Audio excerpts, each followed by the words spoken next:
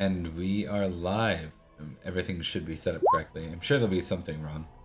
Welcome to another episode of Open Pendragon. Tonight's kind of a special one. We got some guests from our Sword of Victory slash what's it? Favorite Sons. I was going with Favorite Righteous. Sons. I almost went with Righteous Brothers. I don't know. So something like that. Yeah, Favorite Sons. Our prologue that we originally did last year. Actually, we started that in like November last year. Like, it's almost like a year anniversary of that. Wild. All right, let's go ahead and do some out of character introductions. We'll start with our guests. So we'll go with you, Liam. Who are you playing today? Hello, I am Liam. I am going to be making my first appearance as Dallin of Black Boar Manor, which is going to be really cool. They are, of course, my prologue character from Favorite Sons. Yeah. Okay, and then Zach. Hello, my name's Zach, and I'm going to be playing Sir Jaren of Newton Manor, of course, and can't wait to dive into this format. It's my first time here. Awesome. Yeah, and this is our community stream, so we have lots of players that only participated here, and let's go over to a couple of our OGs, the people that have been here since they started Open Pendragon. We'll go to Z first. Z. Hi, I'm Z. Currently slowly turning to the resident heraldist, and being here for 3 sessions. Yeah, I think the community really appreciates your heraldry. Looking forward to dragging your icons. Yeah, I enjoy doing it. Awesome. Mm-hmm. And last but not least, the person that I regularly call number of names, but we'll go with Ember. Is that the best one? How would you prefer to be known?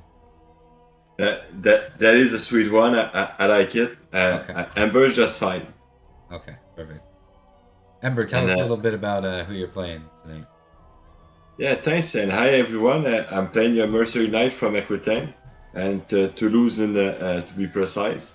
And all his holding is probably in Aquitaine. Like, you don't have a holding, but all that it possesses is still in Aquitaine. Just really here to do mercenary work. Right. That's about it. Let me say, it's just a fantastic character accent you have there. No, I'm just kidding. I love it. Thanks. Yeah, really good voice acting work. That's his method. For Aquitaine, yeah. Yeah, right. Exactly. Yeah. So, all right, let's we're just going through catching up. So for Callistus and Albert, they have to do their checks from last year because we're moving to the year 488 for this one. Mm-hmm. All right, so let's see. You guys have done some of these rolls. We had Albert. You did a check on Valorous and you fumbled, right? That's a big one. So your Valorous is up to 16. It's pretty big. Looks like you up generous. Does it add 2 or? Yeah, I had generous and valorous that I got up, and I think I had 1 point that would. How can you get your store set up? Well, there will be training opportunities. So let's just go through. You failed merciful. Man, you did really good this time through. Failed merciful. You failed generous. So those both go up. You fumbled valorous, which just goes up by 1. There's no special on fumble. The only special on fumble is when you have a skill at 20 and you fumble, you can still up it that way, right? So that is the value that comes with that. So when you get to skills at 20 plus, that's where fumbles are super useful. You failed recognize, which isn't a surprise. You had it at 3, but good nonetheless. Unfortunately, you succeeded at honor. Or wait, this is Callistus. Sorry about that. I'm mixing guys up. So let's take a step back. That was all for Albert. Now for Callistus, you failed battle, failed sword, Failed I boating. think I failed most of them. Yeah. Yeah. That's good. That doesn't always happen. You failed first aid. Get your failures out of the way for things like first aid before the game starts when you're doing checks. Yeah. You failed recognize. You passed honor, unfortunately. You failed loyalty lord. You failed valorous as well, and you passed suspicious. That's a pretty good outcomes for you. Mhm. All right. So let's go ahead and set the scene for today. You find yourselves gathered in Sarum under the banner of King Uther himself. Not a lot of clarity on what is going on. I'm going to allow, like, if people to maybe let's just start with some intrigue rolls and see if anyone's digging up any gossip that's going on here in the muster as you wait for the king to talk. Oh ho ho, intrigue, you say? Intrigue.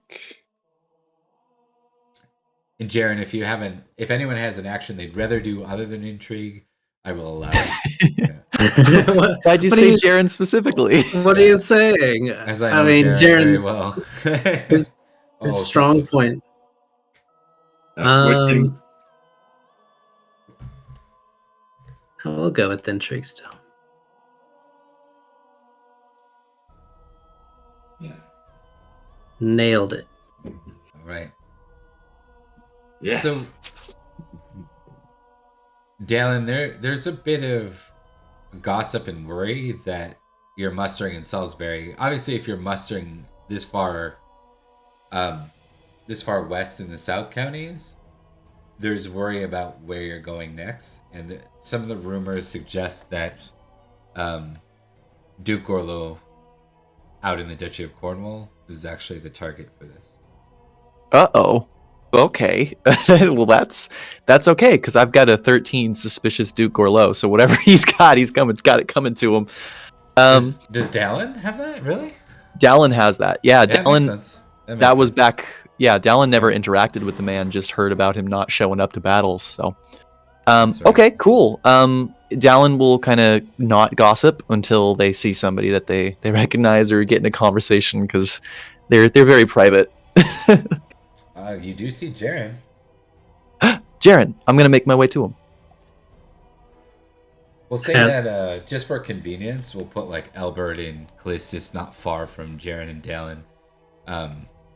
And why don't we do an awareness test on Callistus and Albert to see if you pick up anything that Jaren and Dallin are saying here? All right. Okay. Sorry, continue, guys. You two can roleplay while this is happening. It looks like Sir Jaren has just sent his squire away for something. Both people have been working quite hard to polish up the armor. Jaren's been inspecting his sword right now, looking for any nicks on the blade, but it is shining quite brightly. Ooh, it's a nice sword. It is a nice sword, not as nice as one he may have in the future, but it is a very nice sword. He does like the best quality when it comes to his equipment for war. Dallin will kind of approach from behind and just kind of cry out pretty loudly for Dallin. Sir Jaren, it's so good to see you. And they'll go in for a hug. Sir Dallin, and he'll return the hug as well. A bit surprised, but smiling still. It's been a while, quite a long Indeed. time since we've been on the battlefield together. Indeed. How have you been? I've heard you're in charge of Newton Manor now. Is that right? I am, yes, since my brother has moved up more towards the Saxon coast, then, well, our home needed someone to head it, and it was me. But I must admit, other than getting assigned some guard duties here and there around Salisbury, I have been out and taking battle to the Saxons where I can. Well, it's good to see you'll have an opportunity. We've fought some quite extravagant battles together. I don't think that'll change. Have you, And Dallin will kind of, lean a little bit closer. I imagine both you guys passing your awareness checks. What are you getting a critical? You'll still be able to hear this. Dallin kind of go, have you heard anything about where we're marching? Sir Jaren looks around like he would just immediately see the opposing army for wherever we're about to march. He doesn't see that, and he shrugs. Not really. There's talk around the camp that we might be marching to Cornwall. To Cornwall? That's an interesting place. Are we fighting off a rebellion? Are there the Irish? I think that the talk is suggesting that Duke Gorlow might be the target. Oh, well. I look forward to well, if it comes to battle, then I look forward to it. I wonder how well he fights. And Sir Jaren has a smirk grow on his face as he almost imagines the duel, because, of course, Sir Jaren would be dueling the Duke. I'm sure. Just make sure to keep your head down, all right? It's going to be fierce, whatever it is, and if we're fighting other knights, well, it's an entirely different breed than Saxons. True. Heavily armored, but less, much less strength, I think. It'll be a different fight. Maybe some different kinds of tactics. Hopefully our general, who is going to lead us into battle, has a few well-planned tactics that won't get us all killed. Not too quickly, anyway. I've had an equal amount of victories and losses under Uther, but I imagine he'll serve us well. Just trust your blade, and maybe we'll be in the same unit. Oh, I'll make sure it's so. I'll have to speak with a few people, but I don't think it'll be too hard. We need to be fighting together. You know, knights from Salisbury make up the strongest of this group, so... That would be nice. That would be nice. Glad to have you. Oh, I'm sorry. I didn't notice you there. Who might you be? Thanks. I'm sorry, Albert. Who might you be? Halbert. I'm Dallin of Black Boar Manor. That sounds like a nice place. That sounds like a tasty place. Yeah, Greetings. exactly. This is Sir Caliestus. It's delightful to meet you both. Pleasure. Yes. So, dinner at yours after the battle? If you would like. Admittedly, I am always grateful for company down there. It's an outpost manor, one that I've done a lot of work to maintain, so... I jest. It would be an honor indeed. I'd be happy to have you. The only rule is that guests have to help me work the land for the time that they stay there. I hope you don't mind. Well, we have to say somewhere, right? I kind of grin at Sir Halberth being both landless knights. Like, yes! Couch secured. If we ever survive the upcoming battle, I think I may take you up on that offer. Hey guys, I'm so sorry. I ended up having an emergency work call that I had to take. Oh, but I'm back. No worries. We were doing good RP. Yeah. Yeah, there's some pretty intense role playing going on. Hi everybody, by the way. Oh yeah. I didn't have an important work call. I was just at the beach. You You were That's amazing. fair, honestly. Yeah. Okay, I just gotta set up a couple of minor things. I gotta add something for Sergey, guys. Here. Oh, thank you. Yeah, the important Christmas tradition of all Australians is to cultivate melanoma. We'll have to ask. We'll have to pull Mark and Thomas from this, true. Should I roll for wifeliness potentially? I've done everything else for winter. If you want. If you wanted, yeah, you can get that. Wifeliness is next to godliness. Yeah. Wifeliness. That's what, is that what I heard? That's what my mum tells me. Waifuness? I don't have the table, but I'll just roll a dice, and if it's low, then it doesn't matter. 10.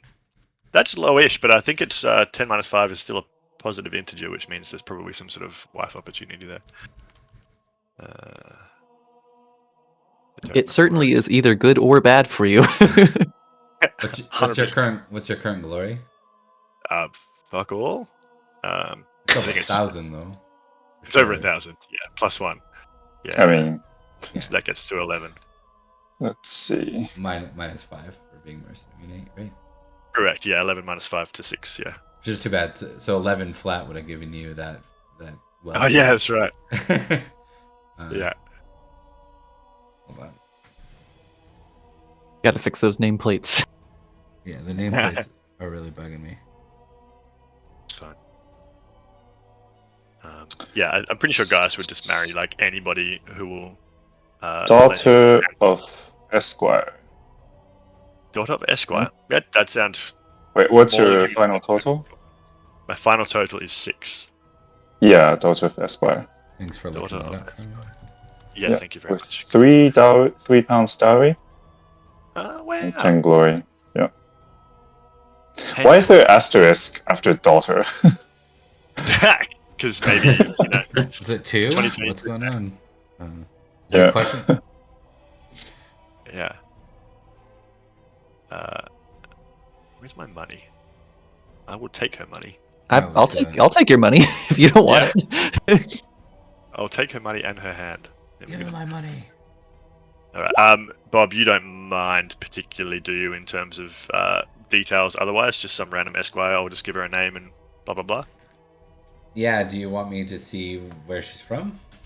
If you like. Yep. I can test the county. Yeah, that sounds great. Where are you from originally? Originally from Aquitaine, but my father lived in Maris for a long time, and then currently has land in Lonazep. Okay, let's give me a D6 roll, please. Sounds good. 5. Let me go to Book of Sires real quick, and I'm just gonna see what your would be.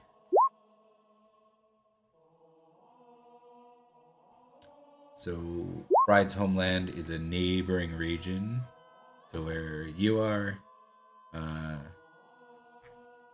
to 13 below. Okay. Yeah, so I suppose where I currently am is nowhere, but where my father's lands are currently is Lonazep. Lonazep, okay. That's probably what we'll go off of because you're recruiting now, not when you were younger. So. Yep. Yep. So with Lonazep, that is technically part of like the Saxon Shore, I think, or it's the Midlands. Saxon Shore sounds right. Give me a. You know what? Just give me a D20 roll. 7. 7.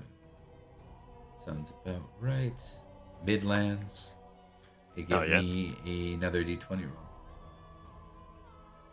2. The county of Lambor. Makes a lot of sense. Yeah, right, yeah. Somewhere nearby. Right beside those. So cool. Some random lady from Lambor. Okay, yeah. Cool. Daughter of an Esquire, so that would be probably someone who either was noble but didn't make it to knighthood, or was a commoner. But given there's money there, it's probably a noble who never made it to knighthood. They possessed the skills enough to make it past their squire, so when they aged out of squire, they became a knight squire. Yeah, but didn't have the money for proper knightliness or whatever. Cool. Yeah. AKA Eronwi's father's path. Except for he was a commoner Yeah. and got raised. Actually, yeah, cool. Okay. So all those sidebars aside, apologies again for being away. What did I miss in the role play? Any key highlights you can throw at me, guys? Mostly Dallin and Jaren caught up, and then they got introduced to Sir Halbert and Sir Celestis.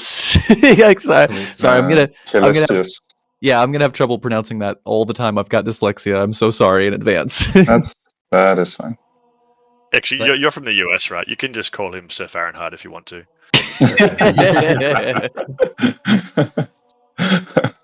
That was pretty much it, Bob. I have to convert all my stats. Right, yeah.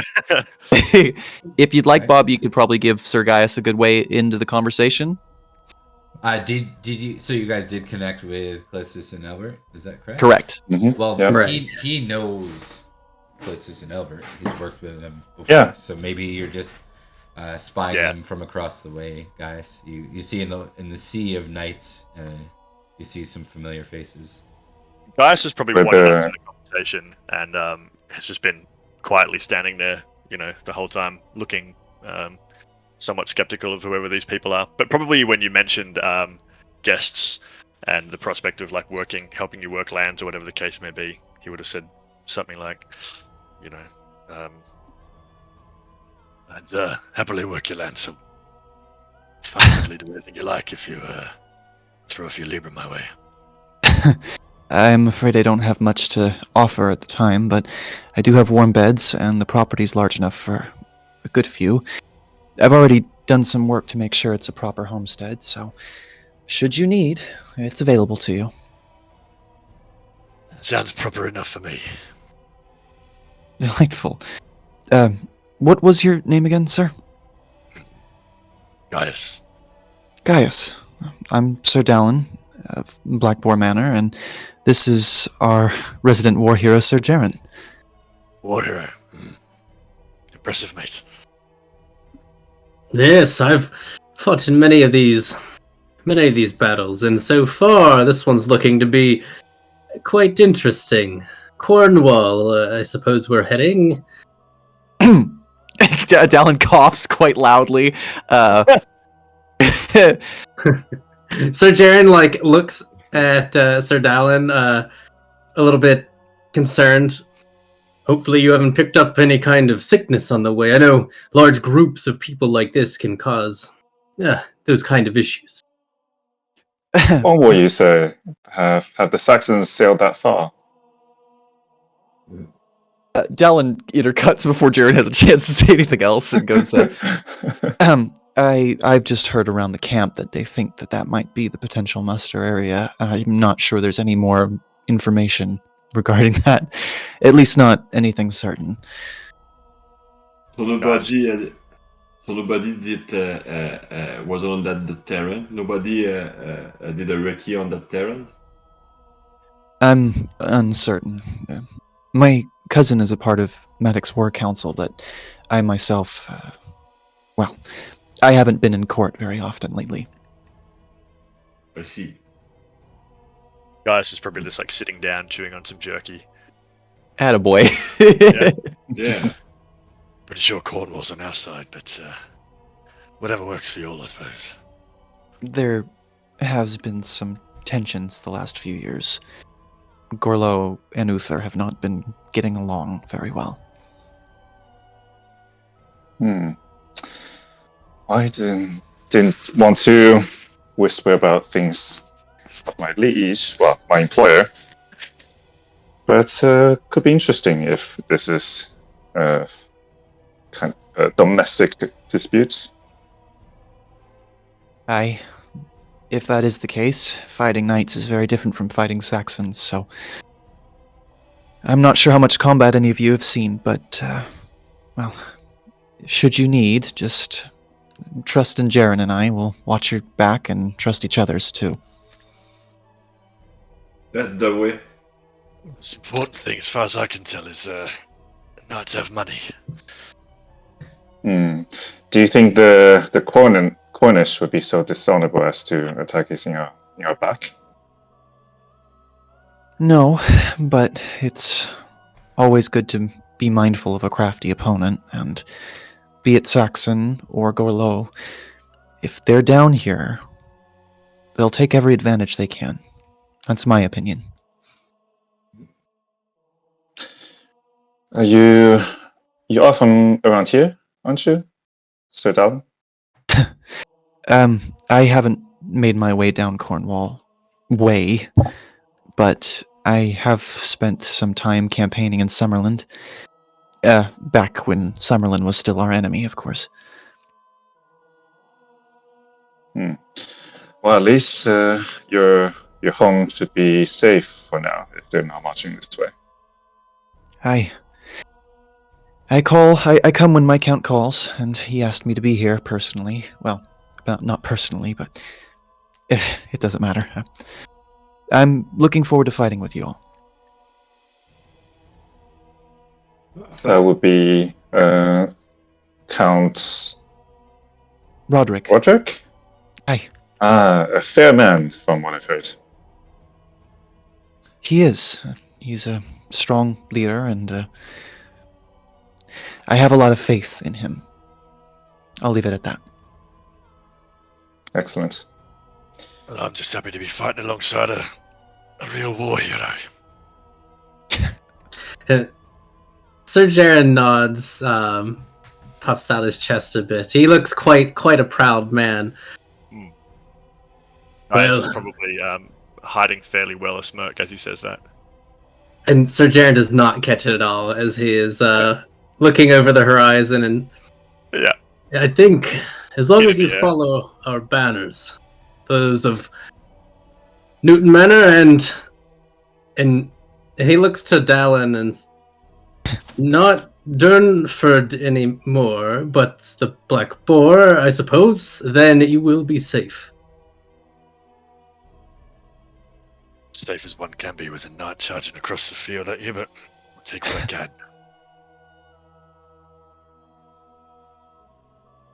Do all of you have assigned units already? We don't need a shit.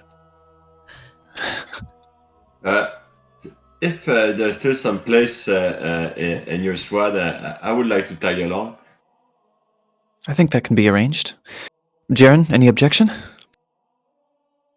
I don't think so. And Sir Jaren kind of he appraises the knights he sees in front of him, but nods approvingly. Not approvingly too.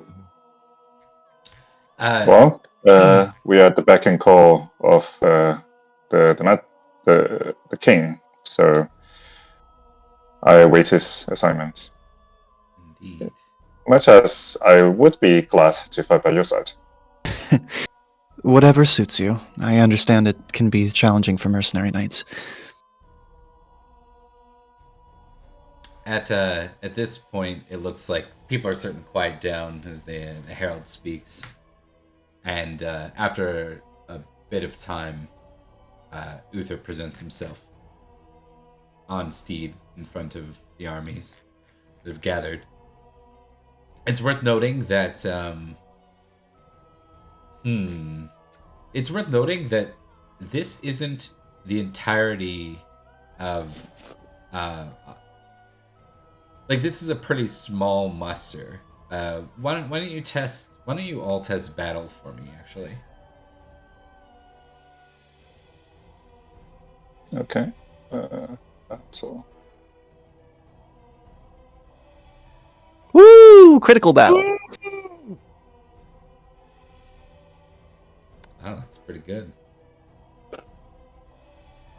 Come on, Celestius. You're letting the team down. It's no big Wait, what's deal. going on? What's going on? Yeah. I think what you're noticing here is that the muster seems to be lacking some folk that you would expect to be key in anything that's organized. First off, the prince, the prince and his banners are not here, nor are a number of other recognized banners. For Dallin and Jaren, you don't see the banners of some of your friends and allies in Salisbury here, as well as other banners, including, obviously, I just mentioned Maddox, right? Maddox banners are missing. Right. Some of the Um, other folks aren't here that you would expect if you're mustering this way to for sure see. I think for the mercenary knights, you guys have worked with Formatic before, so you recognize for sure if you pass that, you recognize that the prince's banners aren't here, and it seems strange unless he's assigned elsewhere. Hmm. Here's something else to consider too. Is Gortrix here potentially guarding the king? Is that Yes. Yep, Gortrix is here. cool? Cool. We won't see him, but he's here. That's good to know. Yeah. He's amongst the sea of knights, specifically the ones really close to Uther. Uther. Yeah. Okay. Cool. I think for Dallin's critical, we'll say that you're aware enough. You know that others muster elsewhere, not far from here, in the county of Hantone. Gotcha. Interesting. Okay, that changes things. Out of character. Mention that, I would say Go ahead.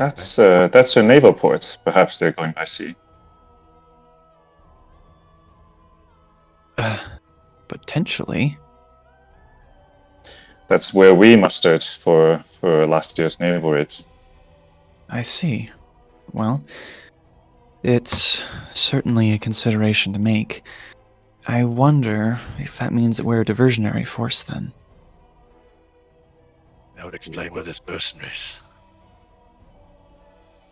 Diverse. Keep yourselves a little safe. You might not be expected to come home. I don't think so. I don't see Uther leading a charge that he can't win. I just think that we're meant to draw eyes. That's all. Yeah, but I beg to differ. Well, the dragon banners will certainly draw eyes. Celestius at the front. He's a handsome enough lad who'll draw all the eyes of the kingdom. Yeah. Ah, thanks. It's very kind of you to say, I suppose. As long as you have you to draw the arrows. I'll draw the arrows, you draw the eyes. It's a good deal. Yeah. Break the axe. That's the way. I'm going to get folks to give me a recognize roll as someone is standing beside the king as the king moves to speak. For Jaren and Dallin, +10. I don't think any of you other people have met him yet, so I won't give you a bonus. It's just straight recognize. Got it. Fuck yeah. Oh, I think I mean, matched him on Tinder. Very Good familiar. comment. Good comment. Yeah. Yeah. Guys has no idea. Yeah, I don't know who this is. Okay. So you see beside Uther, a man standing, no horse, no armor to his name, a walking stick, and a beard. For those that recognize the man, and if you have met him, you can apply that bonus after the fact. But for those that have succeeded to recognize, you see the Merlin standing beside. Oh, okay. I think given my Fey-touched backgrounds, that might be why I recognize him.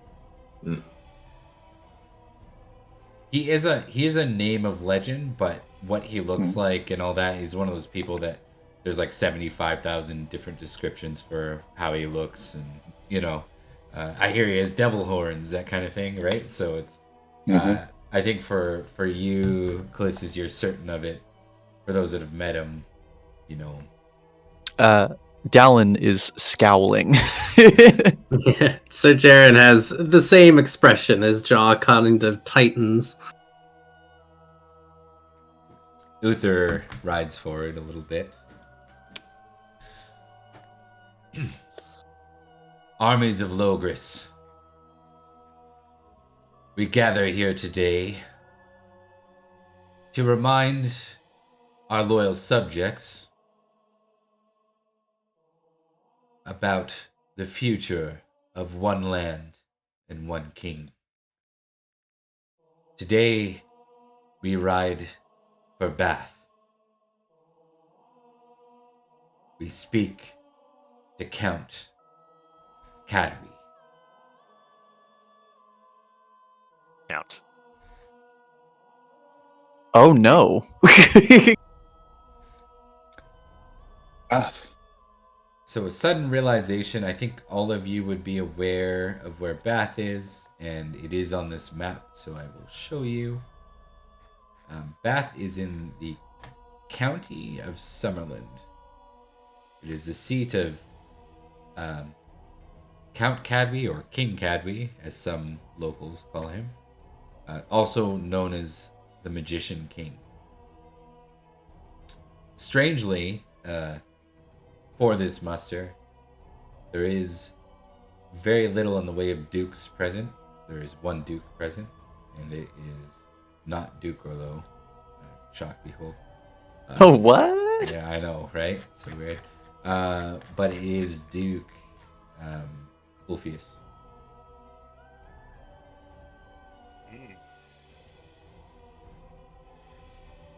Hey, there's them boy. I see him. I think at this point folklore is needed because there's been some stuff happening around the realm. You can add all of you can add a +5 to this roll. And hey Okay. P, good to see ya. Nah, I still don't know shit. Makes sense. You've been hidden away a bit. I've been talking to a specific fairy folk thing. It's not really anything else. Sorry, folklore, not fairy lore. Correct. Yeah. I'll allow you a reroll. Okay. Folklore. I recognize the man. Jaren, you're gonna get. I just realized you're gonna get a pass on this because you were part of it. So there's been some. I think you wouldn't pick up on the intrigue, but you certainly know about the friggin' sword. So in the last 2 years now, King Uther has come upon something that's spreading across the realm, known as the Sword of Victory. It's something believed to be like the weapon of the realm, something that would acknowledge Uther as the High King, or give him rightful claim to it. It seemed to be like it's kind of within the realm of mystical. There are a lot of skeptics about its power, and there's a lot of there's a lot of questions about it. But it seems like ever since Uther's been doing that, he's been making sure to go about his king's progress in a way that going about and visiting his various vassals and ensuring their loyalty.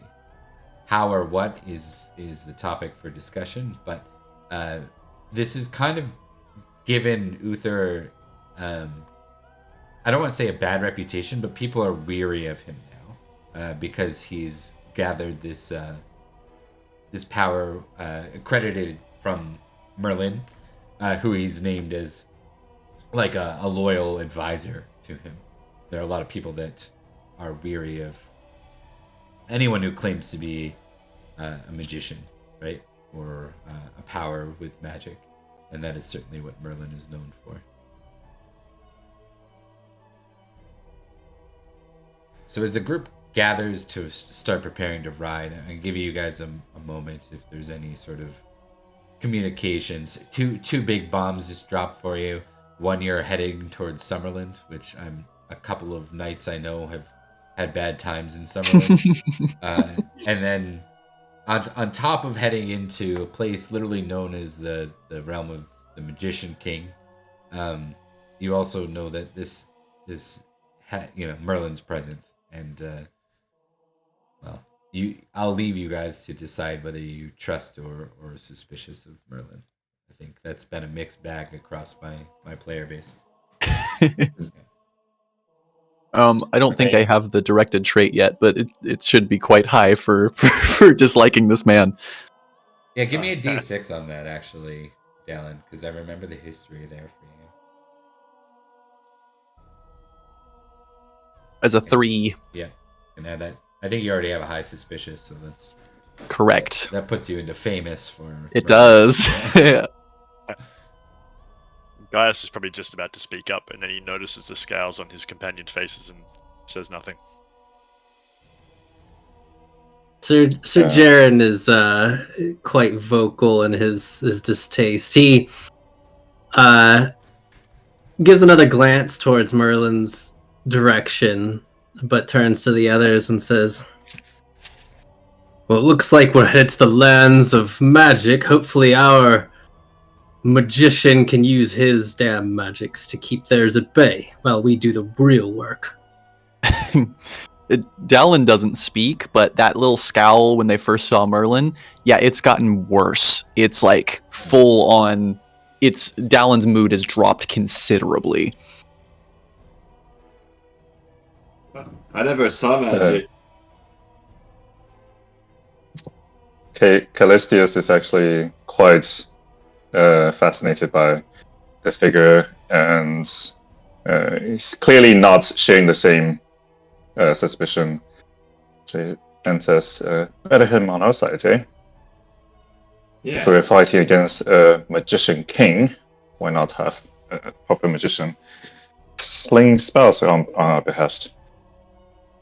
Merlin does not sling spells. Not in my experience. Well, whatever he slings, I hope he aims well. I pray that he does. So, Dallin, Hmm? do you know something that we don't, mate? Dallin kind of hesitates for a second and leans back before going. No, but I fought in Summerland some years ago. I was taken captive, and I lost my squire at the time. They treated me very civilly for some of the things we did here. I'm a little frustrated that we're back. And Merlin has done a great deal, wonderful things for King Uther. And you guys might be able to pick up that Dallin really emphasized the for King Uther bit. Not for everybody else. Yeah.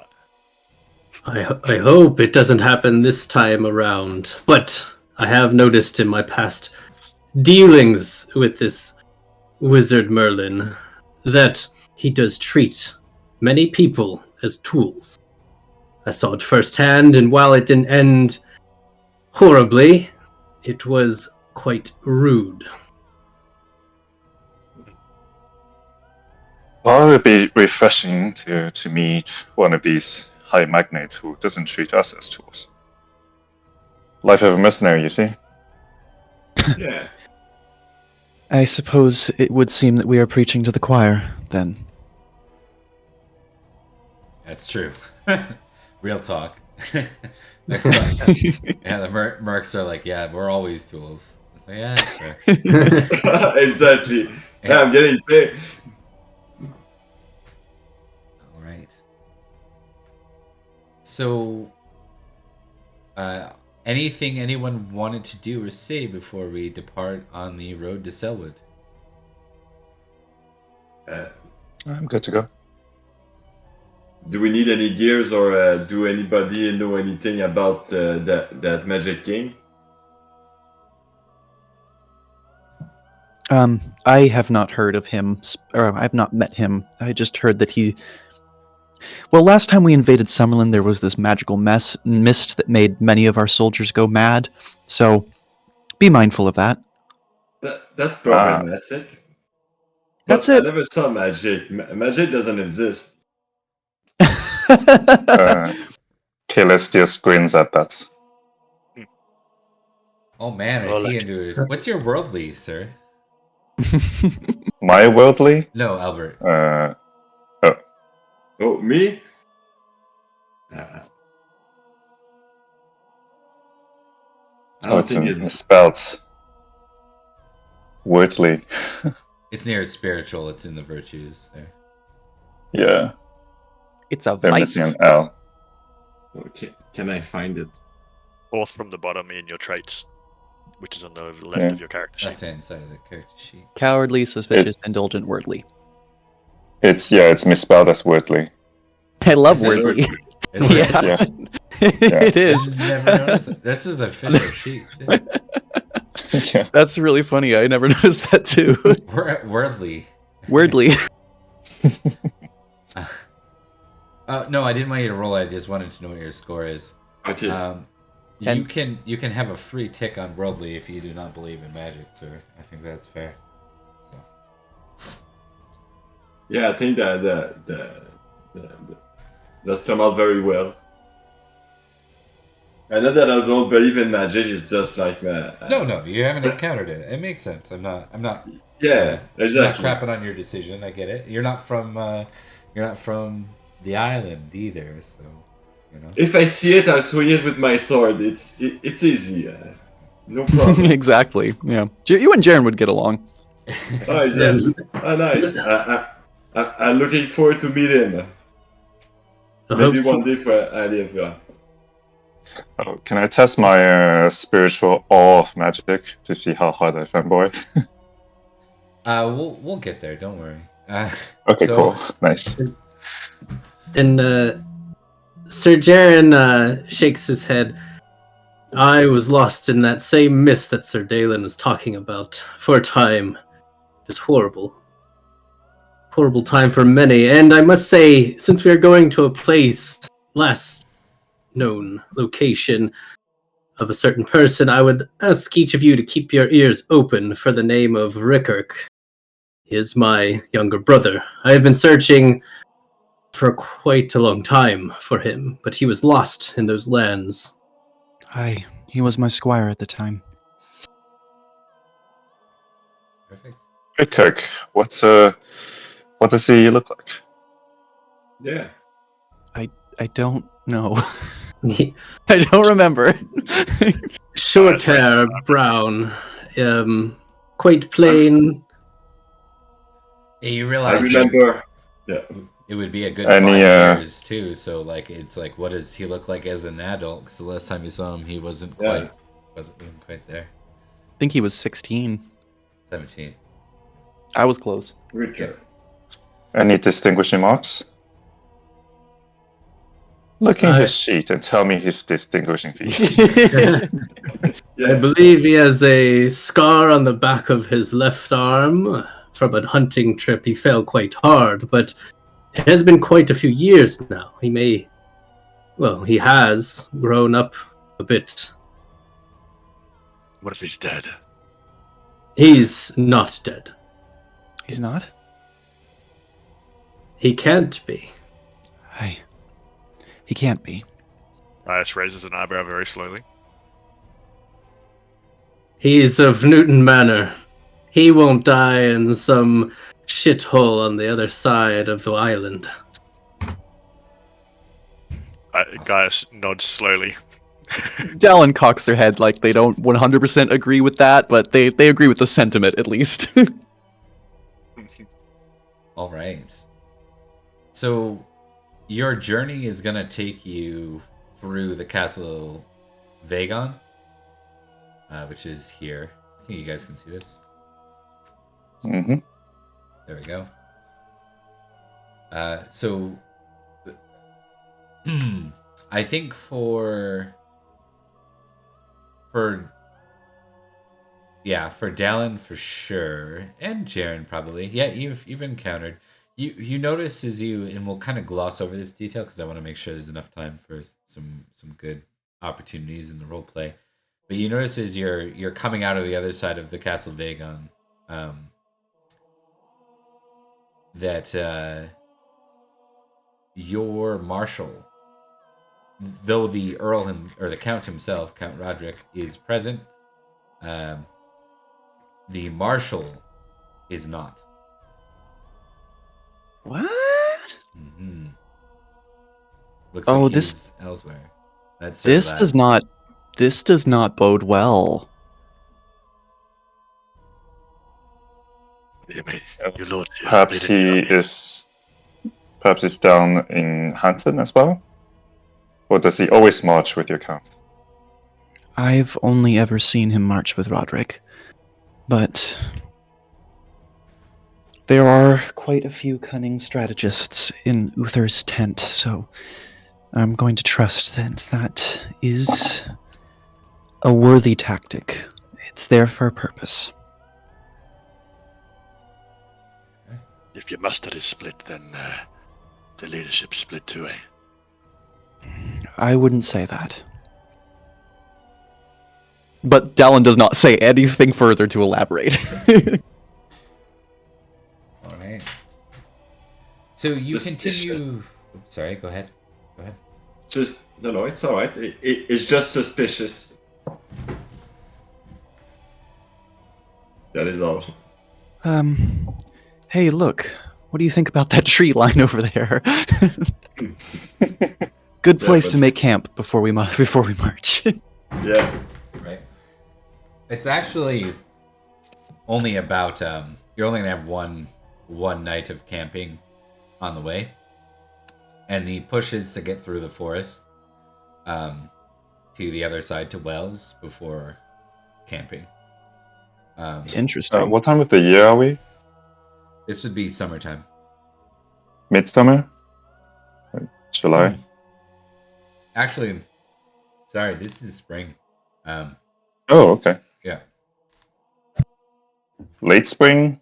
late spring. Yeah, Okay, so almost like an early surprise attack. kind of. Yeah. Okay. You can tell though. I think it seems like this is well, this isn't for a certain battle.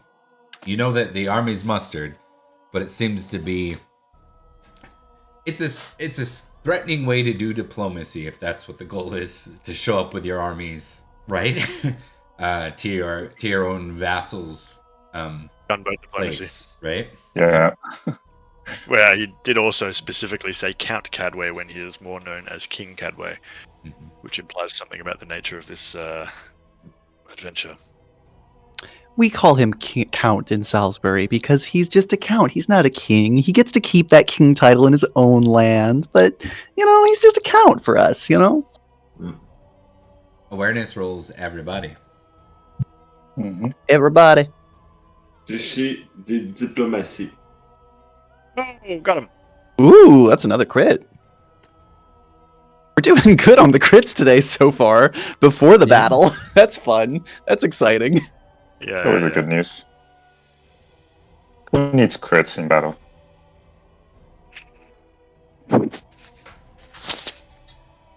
Is that everybody? That's everybody, right? So I anytime think that's everybody. anytime you crit, remember that you get that number of glory, right? Oh, yeah. Cool, sweet. Oh, And then what? make sure you check it. Yep. Wait, what do you mean that number of glory? So if you have a 15 in a skill and you crit it, then you get 15 glory. Really? Okay, damn. Alright. I'll go figure shit out. I mentioned it real lightly before. You're welcome to Sorry, yeah. go through I the must backlog if you want. The good news is they're all recorded. So Yeah, It's it's just true. skills, right? if you really want to be, if you really want to scrape for that extra glory, it's there. It's usually small amounts, but it's there. Just skills, right? Not traits and passions. I'm trying to remember. I think passions and traits, but not attributes. So everything other than like you can't crit on dex, but you can crit on a passion. Oh, right. Okay, Anything you're cool. famous for, basically. What have I so keenly awared myself of? Indeed. You see, as you start to move through the forest, you see that it darkens quite unnaturally. Kind of picture like a Mirkwood forest vibe minus the spiders. And elves. Indeed. Well, maybe. I can't confirm that part yet.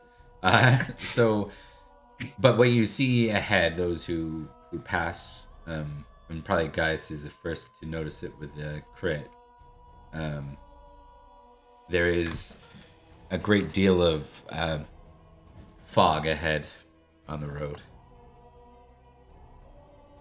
Does it look normal? It seems. Is this an unusual place? Given Dallin's last comment before you came, which was last time we encountered a strange mist, I think he said that yeah, have the army. This is lining up pretty well with that. Yeah. I will say a prayer to my fairy godmother. I think I found your mist mate. Aye. Stay on your toes. And don't trust everything that you see. All right.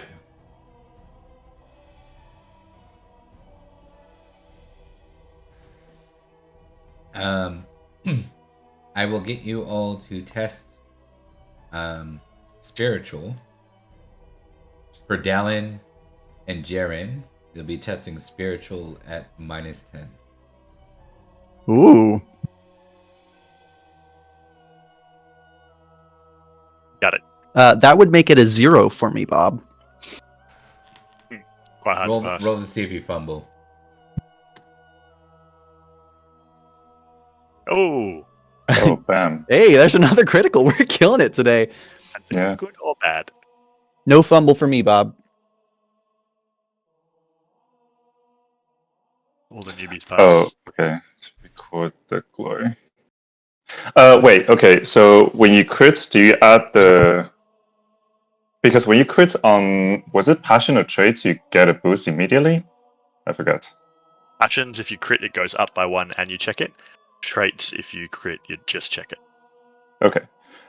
So in case of passion, do you add the glory before or after that bump? Presumably before. Okay. Whatever you rolled. 4 sounds right. Before sounds right. Mm-hmm. Keep in mind, glory doesn't get reassigned to your actual glory until the end of the year. Yeah. It doesn't change your there's a glory this game and a glory for the whole year. The glory for the whole year happens during winter phase. So, it's possible to gain like 4,000 glory, but that 4,000 glory isn't there until winter phase. So, okay. So for those that, well, let's start with there's a varying degree of what happened with this one, so we'll deal with that first. Anyone who failed spiritual, you are in melancholy for 1d6 hours. I'm just gonna roll that. It's happened again. 1 hour. 1 hour. So okay, that's doable. This is not madness, right? This is melancholy. So this means you're at a -5 to your rolls right now. Jaren, the reason I gave Jaren and Dallin this is just you're immediately setting yourselves up for like you remember how bad it went last time. You're seeing it and you're like, frick, here we go again. You know. And that's exactly. Fuck. So only 1 hour for anyone who did fail. You're in melancholy, so you're kind of uncertain, down, a little bit discouraged by it, right? I think that's just me and Jaren, actually. All the newbies like, this is sick. For Callistus, I think there's something exciting about the unknown in this. A bit of confidence that this will work out. Maybe it's your trust in Merlin at the front. Yep. Okay. The others who passed, we have just verifying. So Gaius, you passed. Let's see, we passed. Albert, you passed. So for the two of you, it's somewhere between a mix. Like you're not discouraged by it, but there's a sense of, and even for you, Albert, I think there's a sense of like superstition in your mind. Like you don't want to believe that magic is real. Yeah. But whatever this is, it's an extremely discouraging moment. It not so much to sink you, right? But oh yeah. If you have a faith What is your faith, Albert? It's Roman Catholic. And Gaius, what's yours? My faith is British Christian. Okay. So I think both of you are leaning on your faith a little bit in this moment of uncertainty. Like, you know, Yeah, I just have to pray. right. You know, people tend to pray even when they're not religious when they think shit's gonna go down. So it's one of those. Yeah. Yeah. If you are up there. Yep. Yeah, one of those, right? Like, I've never talked to you before, but listen. Yeah. Can Yeah, you help me out of I these? really- Okay. Yeah, I remember Socrates just praying, and I'm start praying too. Yeah. There's no atheists in a ghost mist.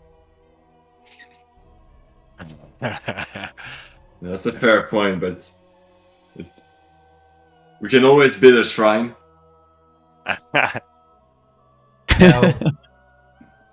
Now, regardless, and this is not a rolling requirement, all of you notice that even though the fog is so thick you can barely see in front of us, as you trape through this old, broken Roman road that... Yeah, we should be careful now. You'd think, except for you can see clear as day, almost like a glowing in a little bit of like a faded gold. You see the figure of Merlin in front of you. Where he was before, you do not lose sight of him despite being unaware of your surroundings. You can see him and almost follow him clearly through the forest. There's no risk of going off-road unless you choose to, of course. And for those that don't like Merlin, well, that can give you another reason not to like him. So it's still this doesn't change anything, Merlin. Yeah. I thank you, but fuck you. He's pushing the mist onto us even more, and that's what Jaren's got cooped up in his mind. yeah. All right. Gaius probably just draws his sword if it's not already. Yeah, there's a number of nights to do. And as much as it's alarming to pass through here, in a couple of short hours, you find your way to the town of Wells, or Wells Springs. And Uther orders making of camp just outside the forest. So over here. Gotcha. Oh, Just reassuring. So I'm gonna give you guys a couple of moments. I'm gonna run and grab my dinner real quick. It's just in the other room. okay. I'll give you guys a minute if you want to just role play a bit as camp's being made. And if there's anything that you want to do that's not camp, just let me know when I get back, and I can deal with that. Cool. Yeah, dude.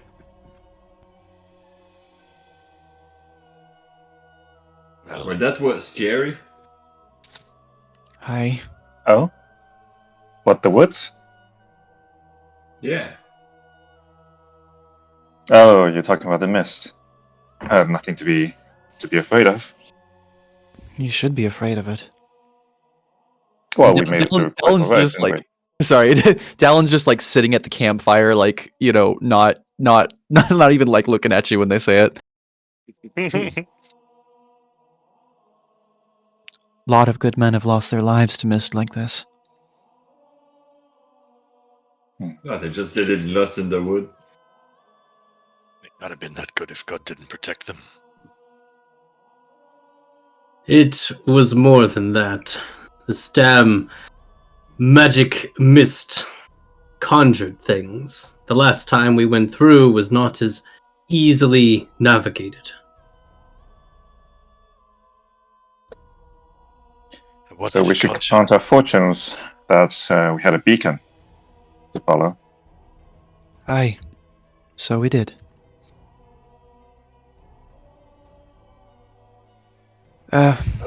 It occurs to me that I don't know much of your stories. Why don't we spend some time while we're waiting for the next march? Tell me a little bit about yourselves. Sure, perhaps you can tell from my accent. From the continent, assuming that word has invented. But yes, I came here on the with my father on the campaign with Ambrose Aurelius. Been here ever since.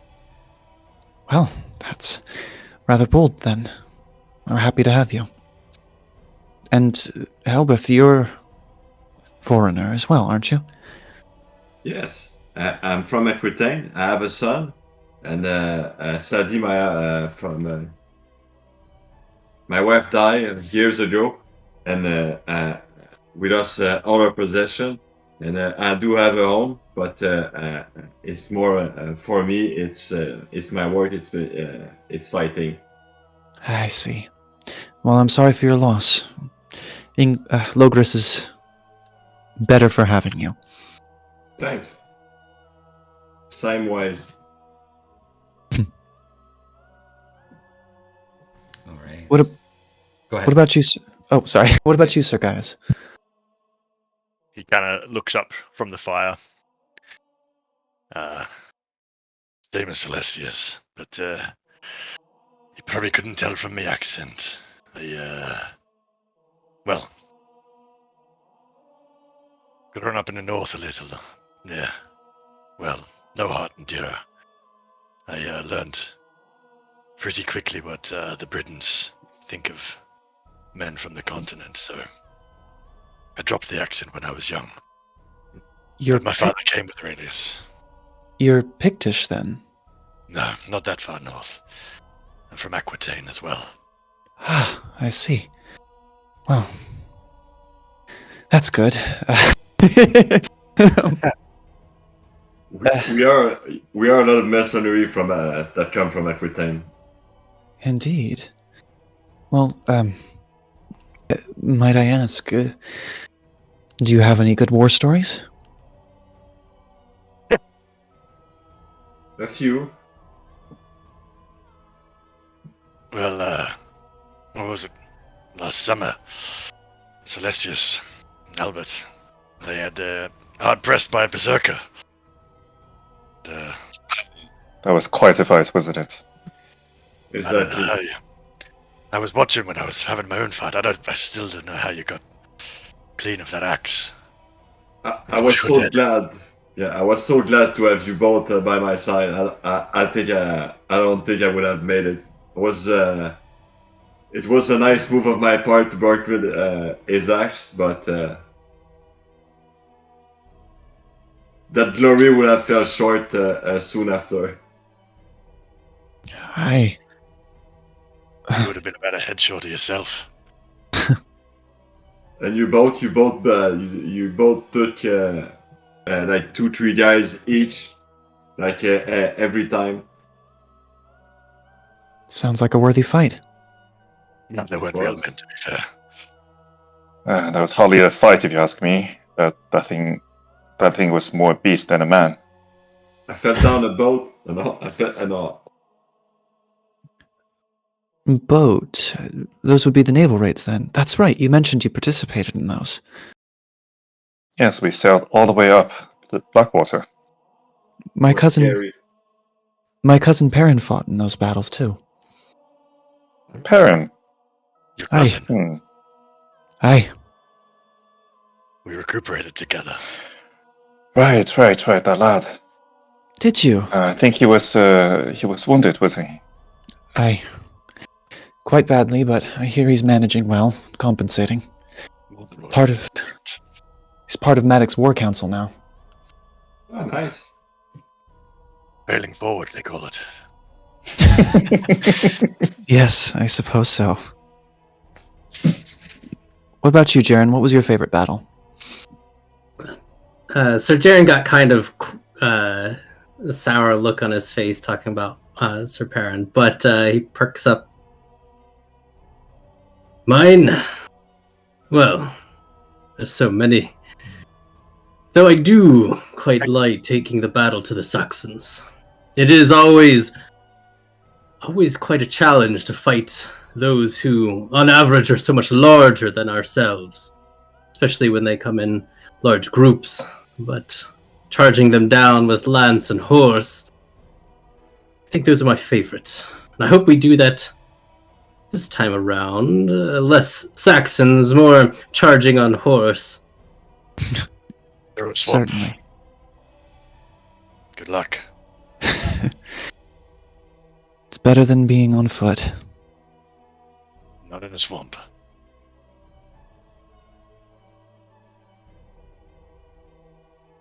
Okay, and I had my mic off for a second. I realized as I was talking, I'm like, I'll wait. And I'm like, oh, okay, that's why. They keep No one ignoring can hear me. me. Yeah. Yeah. No, No, I heard you. I just don't like you. Yeah, it's fair. Yeah. Step in line. Yeah. Yeah. So that night, assuming I'm good to carry forward. Anything else key before we get to... I'm good. Okay. Dallon's not sharing shit about their war stories unless somebody asks.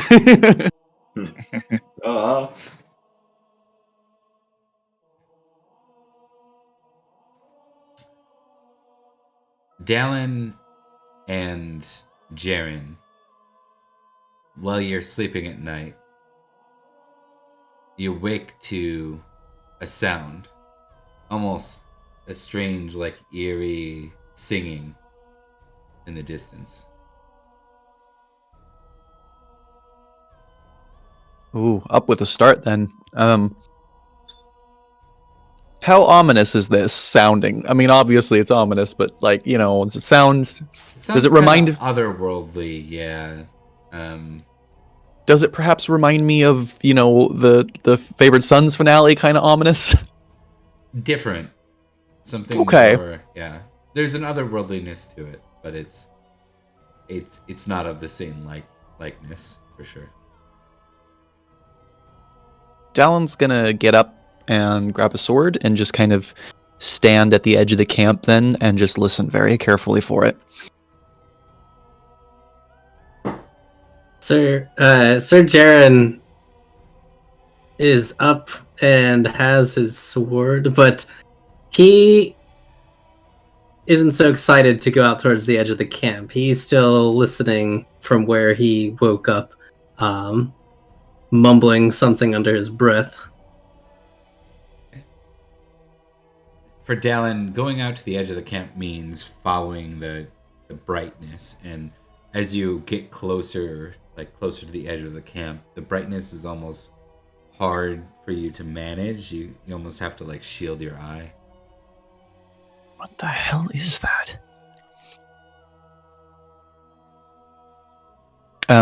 Jaren's up too, right? Yeah. I think you recognize each other. You're the only two that seem to be standing, and you realize for a second you're... Actually, no, you don't. I'll leave that. Okay. Dallin will kind of turn, see Jaren up, and go, You hear it too? I hear it. Is it time to kill it? And should we wake the others? I'm not sure. Jaren's gonna look around and at this point realize that we're the only two up, apparently, even though we're hearing this thing. You go to look around and you realize that the camp is empty. Not a single other person other than the two of you. Oh, damn it. Not this again. Were we marching? Did they not wake us? Or the front lines? No, I think we've been taken by the fog. Again. Well, gonna failed spiritual rolls. Dallin just goes and like angrily sits next to the fire and just like starts basically pouting. Like, son of a bitch! Christ, I swear, I hate Summerland. This place is the worst, and I just can't understand why we have to keep coming here. We have the Saxons to the east. That's more than enough. And Sir Jaren picks up like a rock from the camp and just tosses it in the direction of the voice. Okay. You see the rock seems to just skip out into the blinding light, but the light after a second kind of begins to dim, and as it dims, you see a very strange sighting. It looks to be the sight of a cup that hovers about 10 feet in the air. British Christian religion test, or I will take spiritual if you are a British Christian, naturally. If you're Roman Christian, this won't work. So what's Kimrick? Oh, it's either Roman Christian pagan or British Christian. I think Jaren is British. I'm almost certain. I have Kimrick written down here. For religion? Yeah, British. Should be right next to the culture. It's British Christian or pagan for most of Salisbury, and there's no way your family's pagan. So. Okay. Who the fuck left a cup out in the middle of the woods? Spiritual. Okay. I think both of you are like failing to like cite the significance of this, but you can see it just hovers almost like a strange light in the distance. And you can see that where Wells was a moment ago, it's like hovering in front of a lake. You see a lone figure in robes. You just see the back of him, and he's on his knees praying in front of it. Does it look like the back of Merlin, perchance? It could be. It could be. From this distance, it could be the Queen of England. Who knows? Well, Sir Jaren just he sighs very loudly and he waves a hand. Here we go again, Sir Dalen. Let's go. We do whatever Merlin wants us to do, and then he throws us away.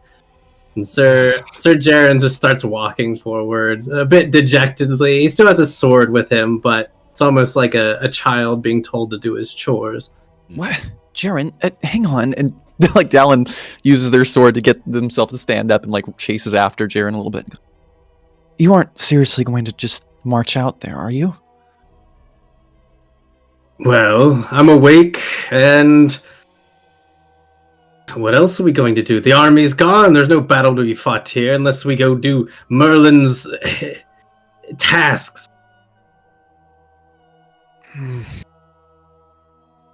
All right, fine. I'm not letting you go alone. Maybe I'll get a chance to speak to Merlin anyway. Look, there's the lake. The damn lake. That's where we found the sword. I suppose we're going to get some other trinkets to give to our king. You found the what? The Sword of Destiny. You know, the one that King Uther has now.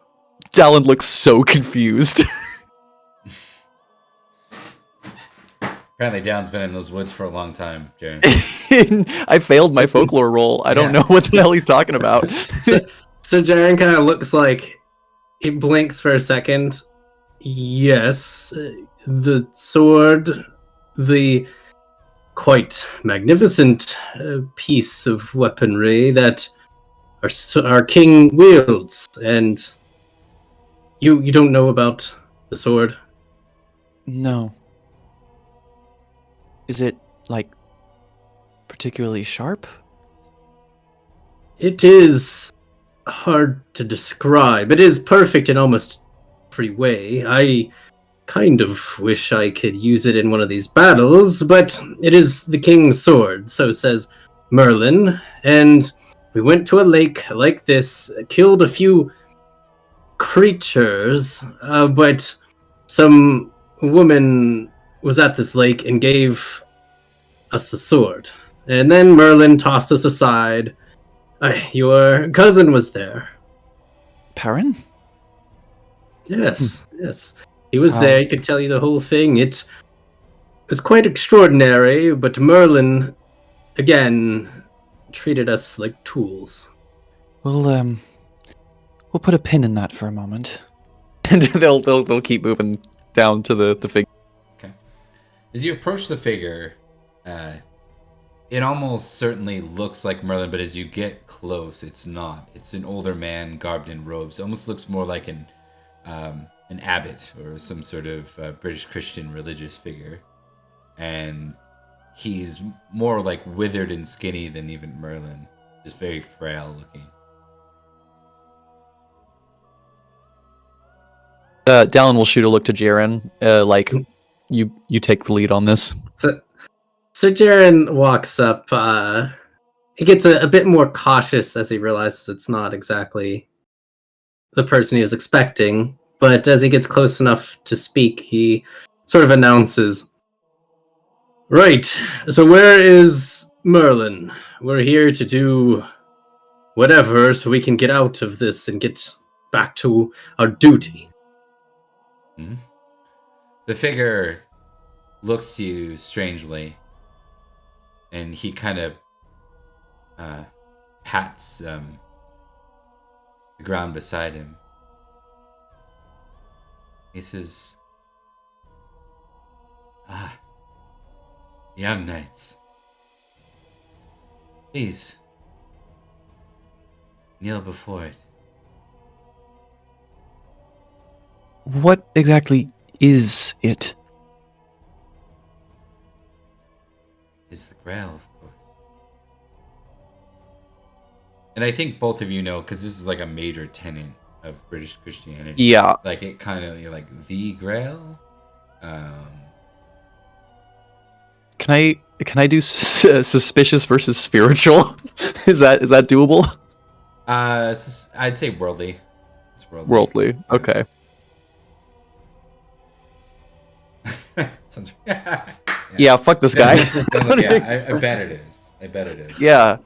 Yeah, we're in Summerland. I just told a group of people that I know that they should not trust what their eyes see. Sure it is. Uh-huh. What's Jaren's take on this? So Jaren takes a few steps forward, like squinting at the so-called Grail, looking back towards the old man. And you are who exactly?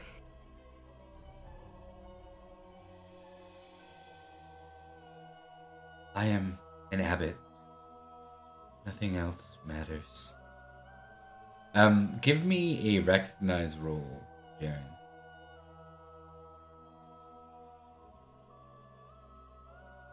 Recognize, really good at this. Yes. Okay. You're scratching your head because you're like, you haven't known a lot of abbots, but there's something about him that just seems familiar. Sir Jaren raises an eyebrow. Now, don't be ridiculous. Everybody has a name. A house, perhaps. A land, a people.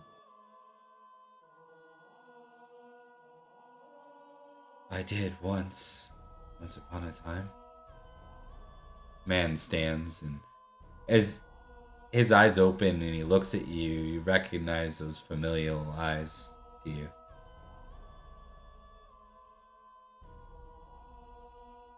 I have left my house, but my name is Ricker. Hello? So Jaren takes a step backward, not expecting that. You are Rickert. What?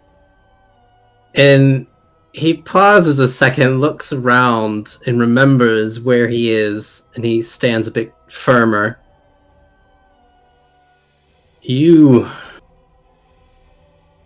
not sure what you are, and you would have to prove it to me with things only Rickert would know, because this place is damned and unnatural, and it's hard to trust anything here.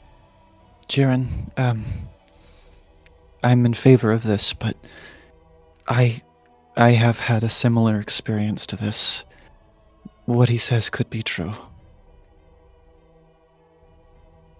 Jaren. When he hears the name Jaren, he looks to you and he says, "Brother?"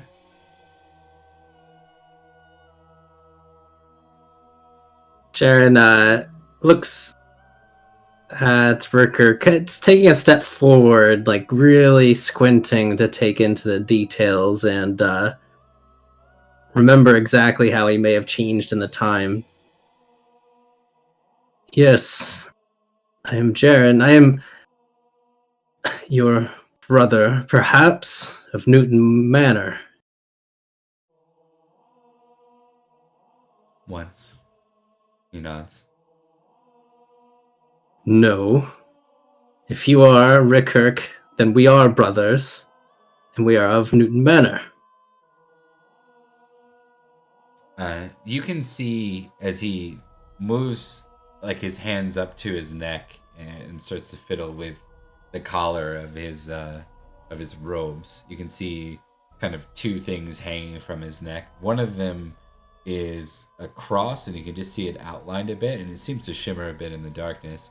But the other one is a chain, and as he pulls the chain off his neck, you can see a ring beside it. He says, "Father gave me this long ago. He would want you to have it." Father did. And does Jaren recognize this ring? Yeah, he gave each of you like an heirloom when you were younger, and this is your grandmother's ring, her wedding ring. This is not possible. Why? How? But you are. This is her ring. This is your ring. The places of magic in England, they can do some strange things with time. I think he's being truthful. Well, Sir, Jaren is finally going to break down a bit, his hard exterior growing soft as he smiles, and a tear forms at the corner of his eye as he takes a few strides forward. He would accept the necklace, but with his other arm, he's going to draw Rickert in for a hug.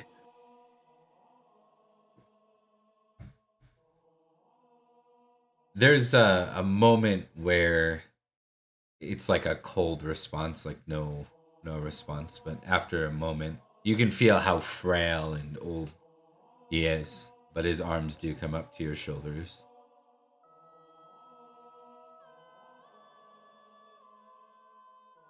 I have searched so long for you, Rickert. I keep trying. Many hunts, many people, bribes there and everywhere. Nobody really knew exactly where you were, but I've found you now, and if this is some trick, you are not exactly here, then I'll still find you. I'll find you wherever you go. You don't deserve to be like this. I'm at peace with what I've become, Jared. I hope that you find the same peace. And with that, your eyes open as the sounds of stirring, as the sounds of the army begins to stir. You can sense the early morning sun on your face. And it's both of you. Yeah, and everybody. Everybody's awake now. Looking immediately at Jaren and seeing if he's got the same kind of wake up reaction that I have had.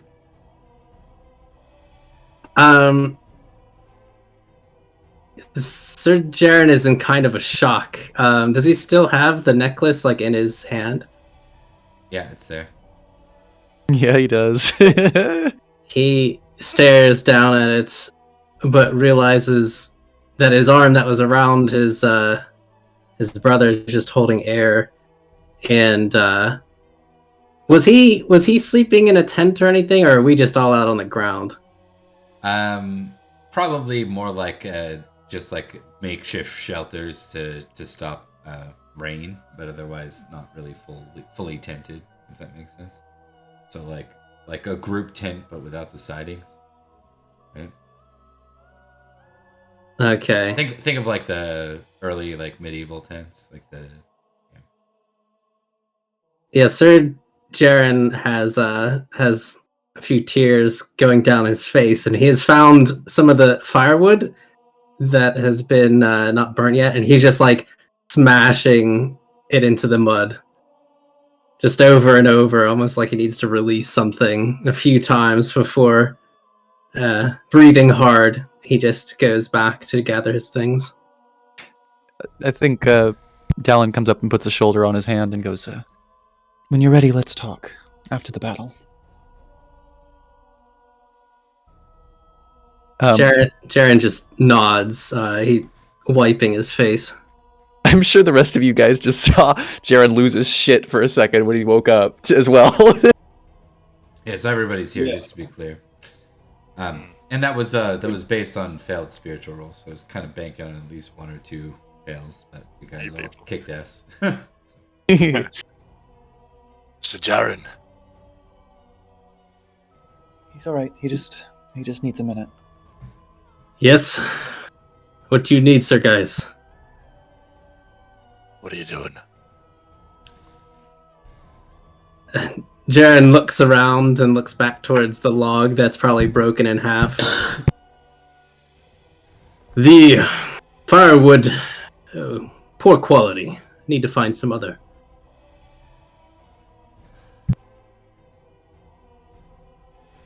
Aye, Yeah. you heard him, Sir Gaius. I did. He's not paying me, though. Very well. Then perhaps you can stay cold while we prepare the next fire. Yeah, you're really cheap. It's There's fair. one pro bono for you. So Gaius is not his manservant. This is certainly true.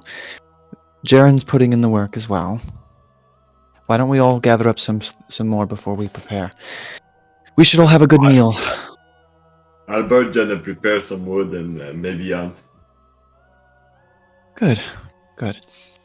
I think I can get into. Alright. Gets up and stretches and cracks his neck and stuff. Lead the way, Celestius. Good luck, Sir let's Jaren. I hope you can beat the fire one day. I wonder if Jaren, he's like that every morning. We might have to find a better place to lodge over the winter if that's the case. Safer one, for sure. I don't trust a man losing his cool about a campfire. At this point, Jaren has nodded and walked promptly away from this campsite, at least to get some air somewhere else.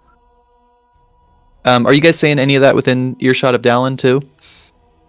I figured, Yeah, I think that was when we were walking away. I figured that was the case. Yeah. Yeah. I Um, just wouldn't be whispering, but he wouldn't be yelling either.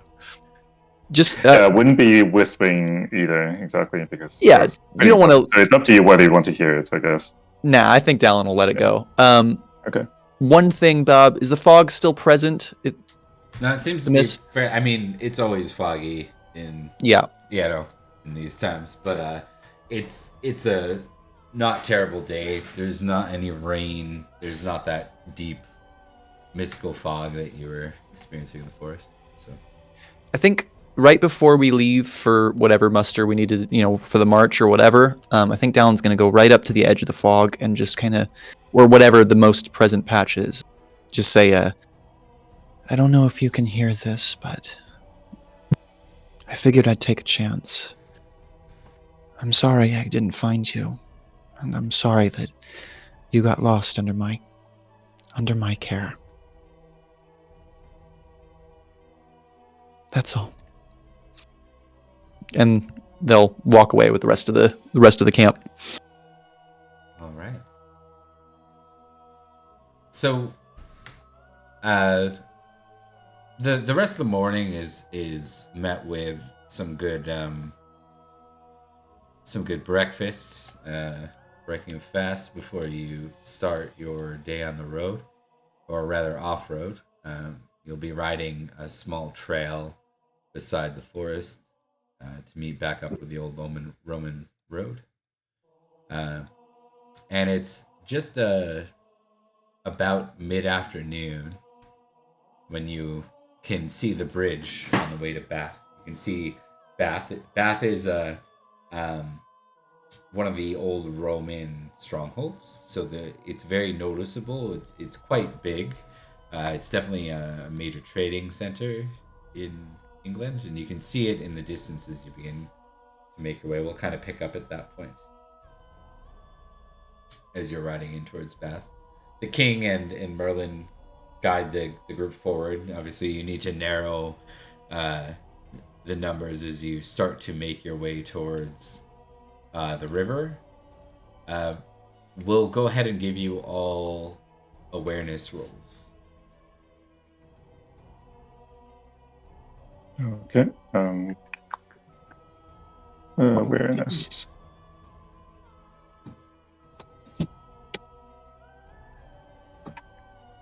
Oof. Good job, team. I got this. Killing it. I'm Hey. super aware. Just down in that case. Yeah, love you guys. I got your back. Thanks. Thank you. So, you can see the city before you can see a lot of the other detail, but as you start to round the bend and get a little bit closer, Dallin, you're the first to see that there are tents outside awaiting. It looks like there's I think you would suspect this is, well, you've seen these sorts of tents before. This would be King Cadwy or Count Cadwy. You can see his banners ahead, and it looks as if they're awaiting the king's arrival. So it doesn't seem like they're not within Bath. They're not using its fortifications to their defense. It seems they have gathered outside, and an army is mustered outside, much smaller than what you present with in Logris, but it's there nonetheless. Maybe this is all just for show then. Okay. Just fine by me. I get paid by the day. Just be mindful. Cadway doesn't have a large army, but he's crafty. If something were to go wrong, or if he provokes Uther's temper, well, it'll be fine. Trust your And instincts. we will have some fun. That we will. And sure enough, as you get closer, you can see the banners of Parley that fly. So they're calling for a Parley, and then at that point, Uther turns to announce to his herald, and the heralds reply in turn. So you can, it comes down the army. You hear, Uther will meet with the count. Yeah, I almost said parfait. Yeah. I was about to say. Tasty. That's a Freudian slip. I'm hungry. Peanut butter parfait, please. So as you get a little bit closer, you can see that there are guards standing present. You can see what looks like the Count's tent and his banners flying. You can see a number of other banners flying here as well. What's it look like tactically if things were going to go to battle? How are the odds looking for either side? Well, the king being out beyond the walls of Bath presents him as a vulnerable target. Like, it would be easy to kill him. So that is definitely a gesture of peace. Beyond that, like if the armies were to hold in Bath, it is a fortified city, and it would be an actual siege to try and take it. Summerland, or the army marching with you, is large, but not all of Logris or anything. It wouldn't be completely overrun if it came to battle. Okay, well, that's solid at the very least.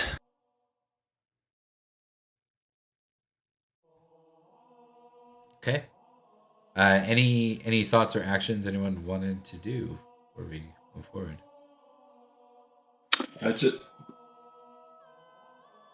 If we are allowed freedom of action, then I will kind of wander as close as I can to Cadwis camp. Okay. Try to get a sense of how things are, how their morale is, and their numbers and armaments and that kind of stuff. You guys are part of Logris's army, so there is some freedom of movement here. If you all want to move in, you're welcome to. So you see Circulistus starts to move in and wander closer to Cadwy's tent. Mm-hmm. What is everyone else doing? Yeah, Gaius will not do that, but he's going to search the edges of the forest and other positions and stuff for concealed forces or opportunities to be flanked and surrounded, that kind of thing. Okay. Noted. I'll give you a roll in a second. Let's keep going down the list. What about Albert? What do you want to do? We'll go talk to the other mercenary that are participating with us. Okay. So you're going to mingle amongst some of the other mercenaries. Gotcha. I think, yeah. Okay. And then Dallin and Jaren.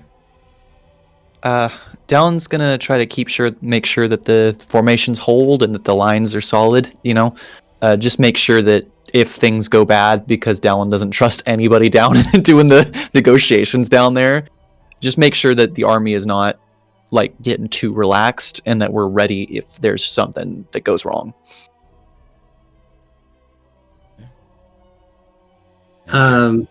Jaren, so as far as getting close to the tent, that is what Jaren wants to do. If there is going to be a fight, he wants to fight the big wigs because he feels very self-important like that. Gotcha.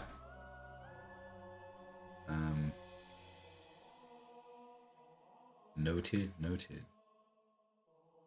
Okay, so we're gonna start with. We'll give Gaius. We'll give you a battle test first off. Mm-hmm. Win. You get a good sense of the land.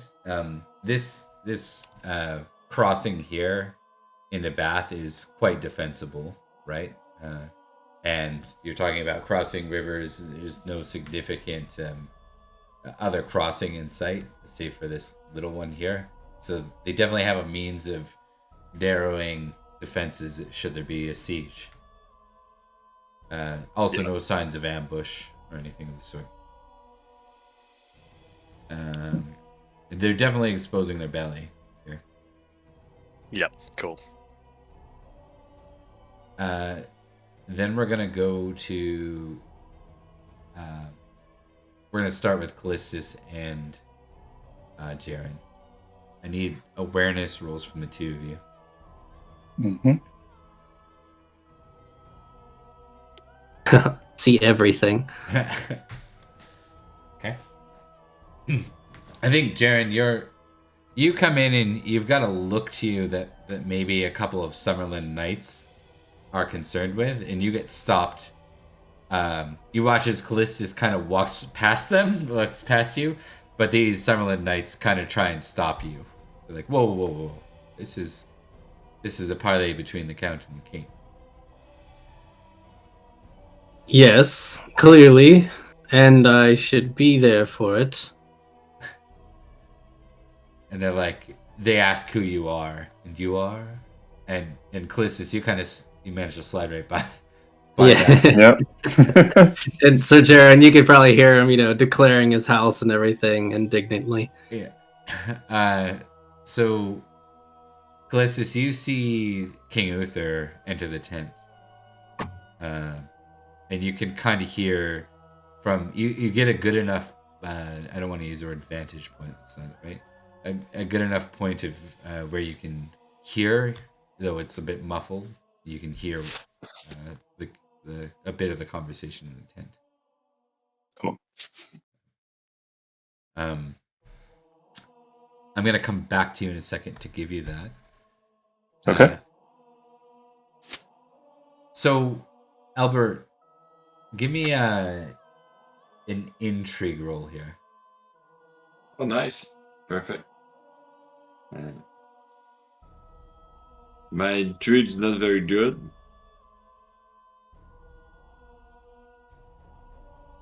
look at that. You get to check it because it's Hey, hell yeah! Yeah. just by like sheer luck, I think.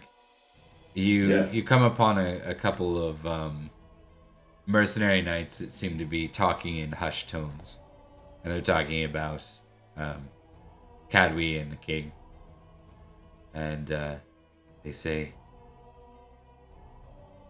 "Do you think he's here again to show the Count the sword, to demand his loyalty?" And one of the other ones like looks nervously and says, "Would such a thing even work on the Magician King? I don't know how that works." And the other one says in turn, "It certainly seemed to work on the Duke."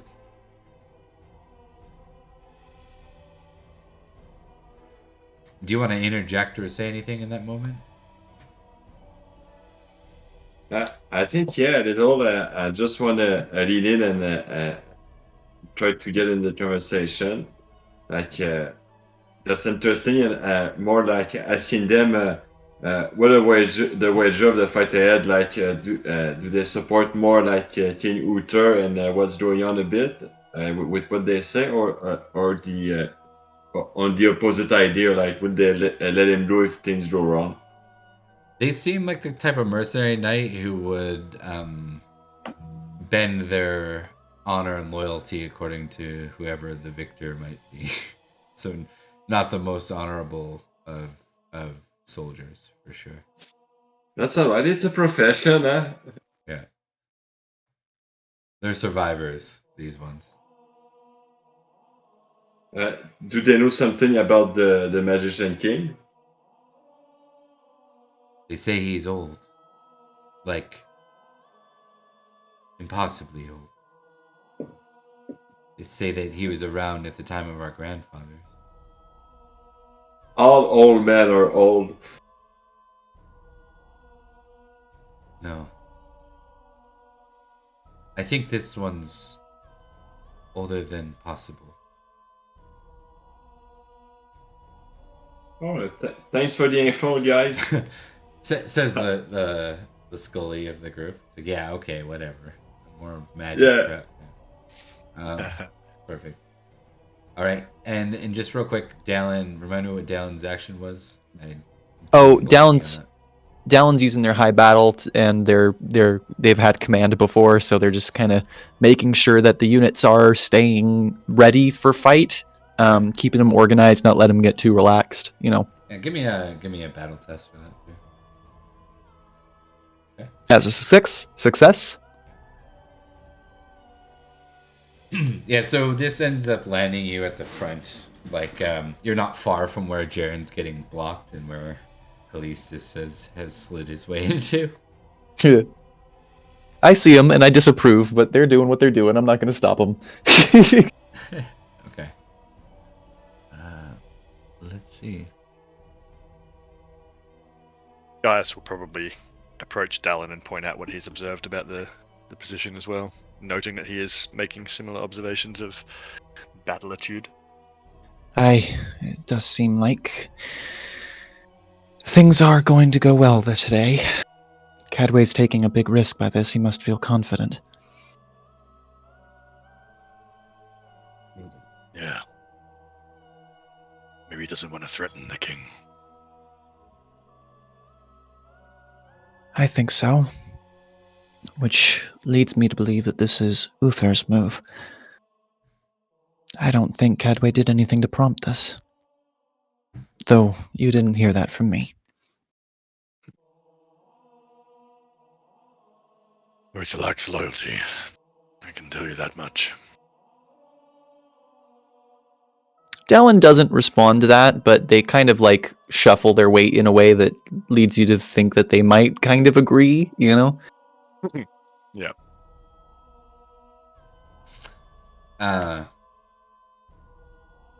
Did that give you the time you needed, Bob? Yeah, no, that's perfect.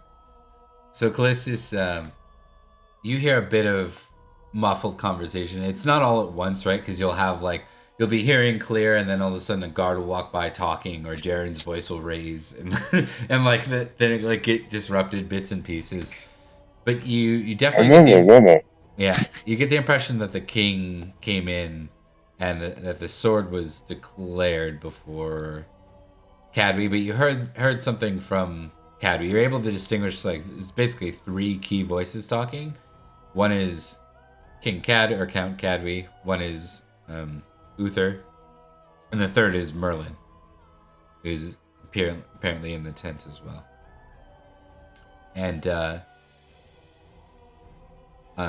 you hear Merlin say at one point, "I believe it's time to show him," and Cadby cuts him off and says, "I'm aware of the Sword of Victory. It holds no power over my homage. But I've declared my homage for Uther already." And then Uther says something like, "And yet your people rebel on the borders of Salisbury." And then Jaren's voice. Finally, Jaren, you end up beside Callistus at this point, as you're moving into the late hours of the night. For Dallin and everybody, camps beginning to be set up in this parlay. So this is so far peaceful. There's not been a call for readying for battle or any sort of assassination or skirmish that's taken place. But there's definitely high tension. Even so, the armies of Logris are preparing to set up camp before nightfall. Okay. In that case, and this will have to happen off screen because Thomas isn't here, but Dallin's going to spend some time with Goretrix. Dallin's had plenty of screen time. Okay. Anything you want to do with that information, Callistus, as Jaren approaches you? So the rest of us have not heard of the Sword of Victory, right? I can't remember what you had a failure on that point, right? So yeah, I don't think you which... It was early on I mentioned the Sword of Victory. Oh, the folklore thing? Yeah. Yeah. In that case, once I get back to camp, I'll just kind of gossip with whoever is there about, oh yeah, what's this story about the Sword of Victory? Jaren, you're staying behind and keeping guard on the King's tent. Is that accurate? It would be, yeah, since he is he's also eyeing up the opposing forces warriors. Who do I gotta kill if this goes wrong? Right, which one's the biggest and baddest so they can die first, that kind of thing. Yeah, I was doing that too, but not for the same purpose. That was actually my primary motive. I want to see how they are, and in the back of my mind also, are they better paid? They don't seem to employ a lot of mercenary knights. These are all vassal landed knights. Got it. So they would match better that. This army of Uthers is a mixture of mercenary knights and so there might be a better quality to them overall because they're not such a hodgepodge. Gotcha. Do they look excited, bored, annoyed, eager? What's their mood like? They appear to be strangely jovial or relaxed? Yeah, they seem pretty relaxed.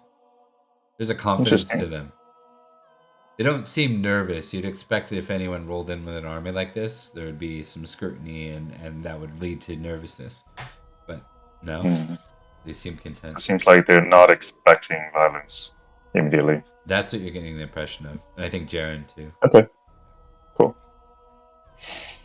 So, but yeah, I would head back to camp and gossip about the Sword of Victory. Okay, maybe we'll do that real quick with and then I'm gonna give Jaren, while that's happening, I need an awareness roll. as we move into the evening. I don't think I made a single awareness roll yet. No, killing it. Yeah. To be fair, he's probably very distracted by everything. He's like, Oh yeah. You are mere inches away from slaying King Cadway. All they have to do is say the word. They're just, he has a sword out, like poking the air, but he's like 200 feet away. But if he squints his eye, he's actually stabbing him. Yeah. All right, so we'll give it. Callistus, do you want to actually approach the other PCs about this for a conversation? Sure. Yeah, whoever wants to be in this conversation. I think you guys would probably be making camp alongside each other because you travel together. If that makes sense. Yeah, Down will come back at some point. So, sort of victory. What the hell is that? Dallin just shoots a look at Jaren. Jaren's gone. Jaren's the only one not here. Jaren's the only one not here? Yeah. Dallin in that case kind of smiles and goes, I am not entirely sure. I only just heard about it last night. Should I make like an intrigue roll or something to have heard anything about it? Folklore. Folklore? Okay, I can do that. Folklore? Pass. Hell yeah. That's a folksy guy. Yeah, it's Roman history. Roman skills. Ooh. Yeah, law's a good skill actually. Another critical. Yeah. Goodness. I don't know how I can. I don't know how I can like justify though. The only thing I'm running into there is like Cliss is like, I can make a. I know exactly what. I can make a proposal. Like they can start telling the story, and I'll be like, of course I've heard of it, but we call it by a different name. Yeah, down in France that makes or something sense. like that. Yeah. Yep, that's fair. Yeah. And then you start rattling off stories about it, and we're like, all right, bro. Yeah, that's the one. Sure. Yep. Yep. Yeah, it's deemed to be an ancient sword. Its longevity and existence seems to be linked to the island itself, and thus it comes with a sense of it gives its wielder a bit of claim over the island itself because of that, right?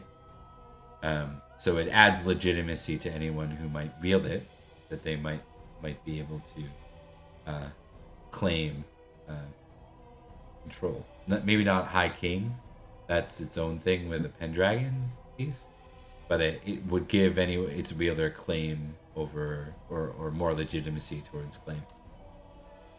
Quite significantly, and not just over Logris, over the island. Yeah, we've heard songs about that. Back in France, we call it the sword of the lake. Yeah. The wet sword. Sword du lac. Yes. Well, Commonly, frequently confused with the sword of the stone or the Excalibur. Or is that the Excalibur? That is the exact Excalibur. I have to admit I'm not too familiar, but it seems that Uther's got a new toy, and it seems to be inspiring a great many masses. Apparently my cousin helped find it. Oh. Your cousin? Aye, Perrin, the injured one. Ah. Oh, I did not know you were... Oh, yes, right, the injured one.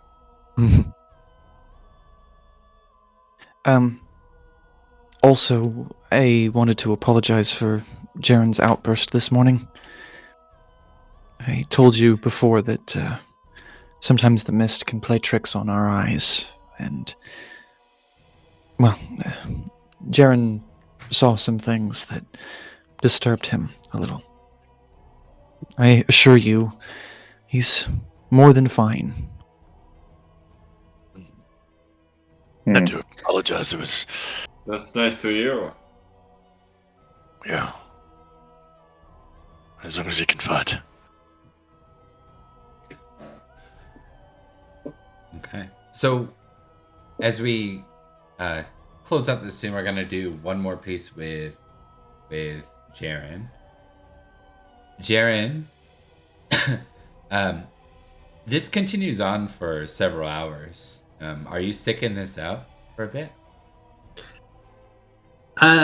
Yeah, for a bit. Even if he gets hungry, he's kind of pacing at this point. I think you're in that near irritable state of like having to wait, it not being resolved. You're still waiting. It's going into like the wee hours of the night at this point. And finally you manage to, it gets quieter, right? As more and more people go to bed, there's not as many people talking, and you get a clear indication of the conversation as it seems to get louder all of a sudden. You can hear Uther's voice raise, and he says, "Enough of the formalities. I need to know that these raids, though they'll happen, will not become a rebellion. Can you promise that of me? At least promise that, Count." And Cadwy's voice comes next, and he says, "You ask me not to rebel, but your other vassals have taken from this land. I will not tell the fairy folk to avoid raiding your counties. That is their choice, silly or unsilly."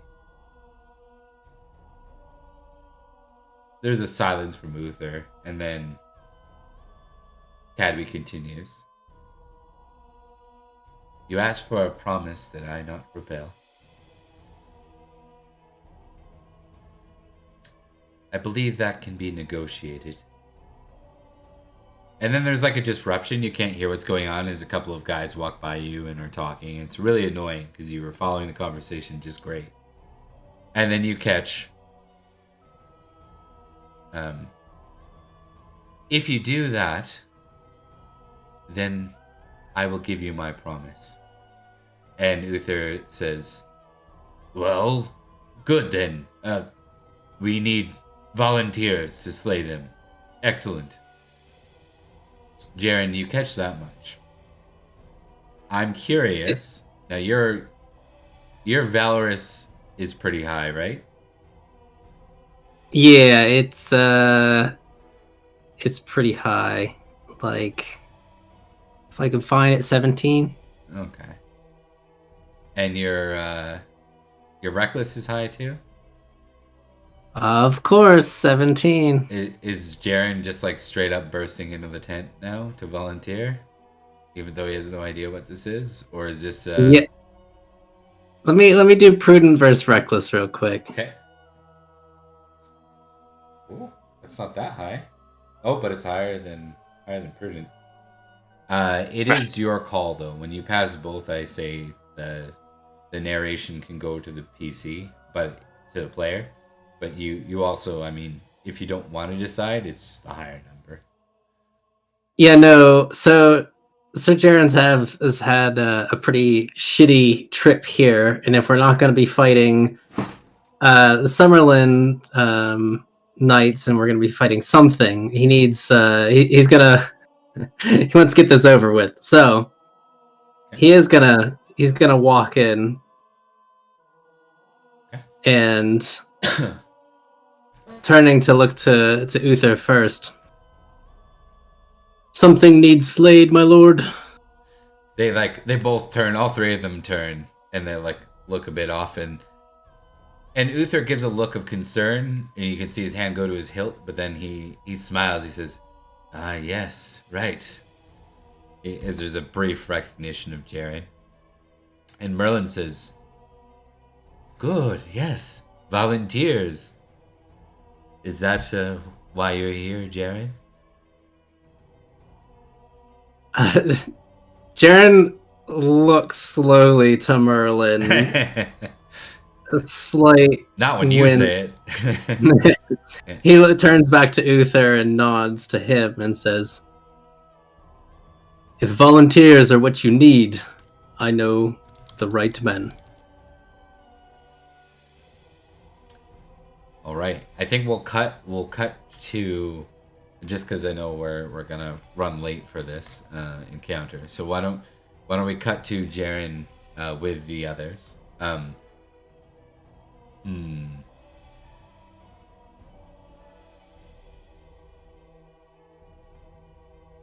What you know, I'll give you what you know because you have to go back to them with details, right? So what you're aware of is that there's a threat. You'll be going upon the marshes with boats. Something called water leapers. And I'll hold off on that. I'll give you guys a folklore test on that in a second. Does the king offering monetary reward, because that's probably what mercenary knights would be more interested. There is. Yeah, there will be the declaration is 5 librum per water leaper slain. Ooh. Good negotiation, Mr. Mr. Jaren. Thank you for asking Uther to pay us. That's good. I might be able to hire a beekeeper. All right, we doing maybe folklore later or now? Well, we'll start. Yeah, why don't you give yours early? This will tell whether or not you know what it is, first and foremost. Okay. It's better that he doesn't, because as he so Sir Jaren strides back into our camp, I suppose, and he looks a bit more put together and purposeful. He looks to everyone there and says, "So I've just come from the tent with the king and the count and that Merlin. We have a duty. We have a goal, finally." A goal, you say? Has the parley broken down after all? It seems as though peace can be kept between them all. If we are to do a task, we need to take a few boats into the swamps to kill. I am not exactly sure what a water leaper is, but I overheard some talks about raids happening from the Summerlands into other lands of Logris, of Salisbury, the borders, by Fae, some kind of silly ones and unsilly ones. I'm not sure why there are silly ones. They're all ridiculous. Silly and unsilly, I believe. Right. You're still right. They are ridiculous. Okay, yeah. Guys, you're familiar. The rest of you can test folklore now. Okay. Ooh, did we Would get a Bob? fairy lore work for this? I wonder. I mean, actually, my folklore is I better. believe this That's one's folklore. Not That's fairy. frustratingly Okay. close. Hey, Bob, did your audio quality drop all of a sudden? He's probably eating further from the mic. Yeah, Oh, exactly. Yeah, that would do it. All right, that's a frustrating failure for me. Success for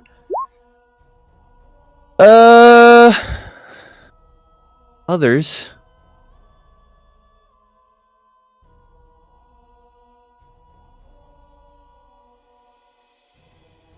And Sir Jaren will remember something important and raise a finger.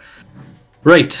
Also, there is a bounty on each head of these water leapers for this group going, which will include myself and any here who wish to go. It'll be 5 librum each. Per head? Per head, yes. Wow. I am in. You're going to need someone who knows how to sail. I'm your man. Okay. I'll come along too.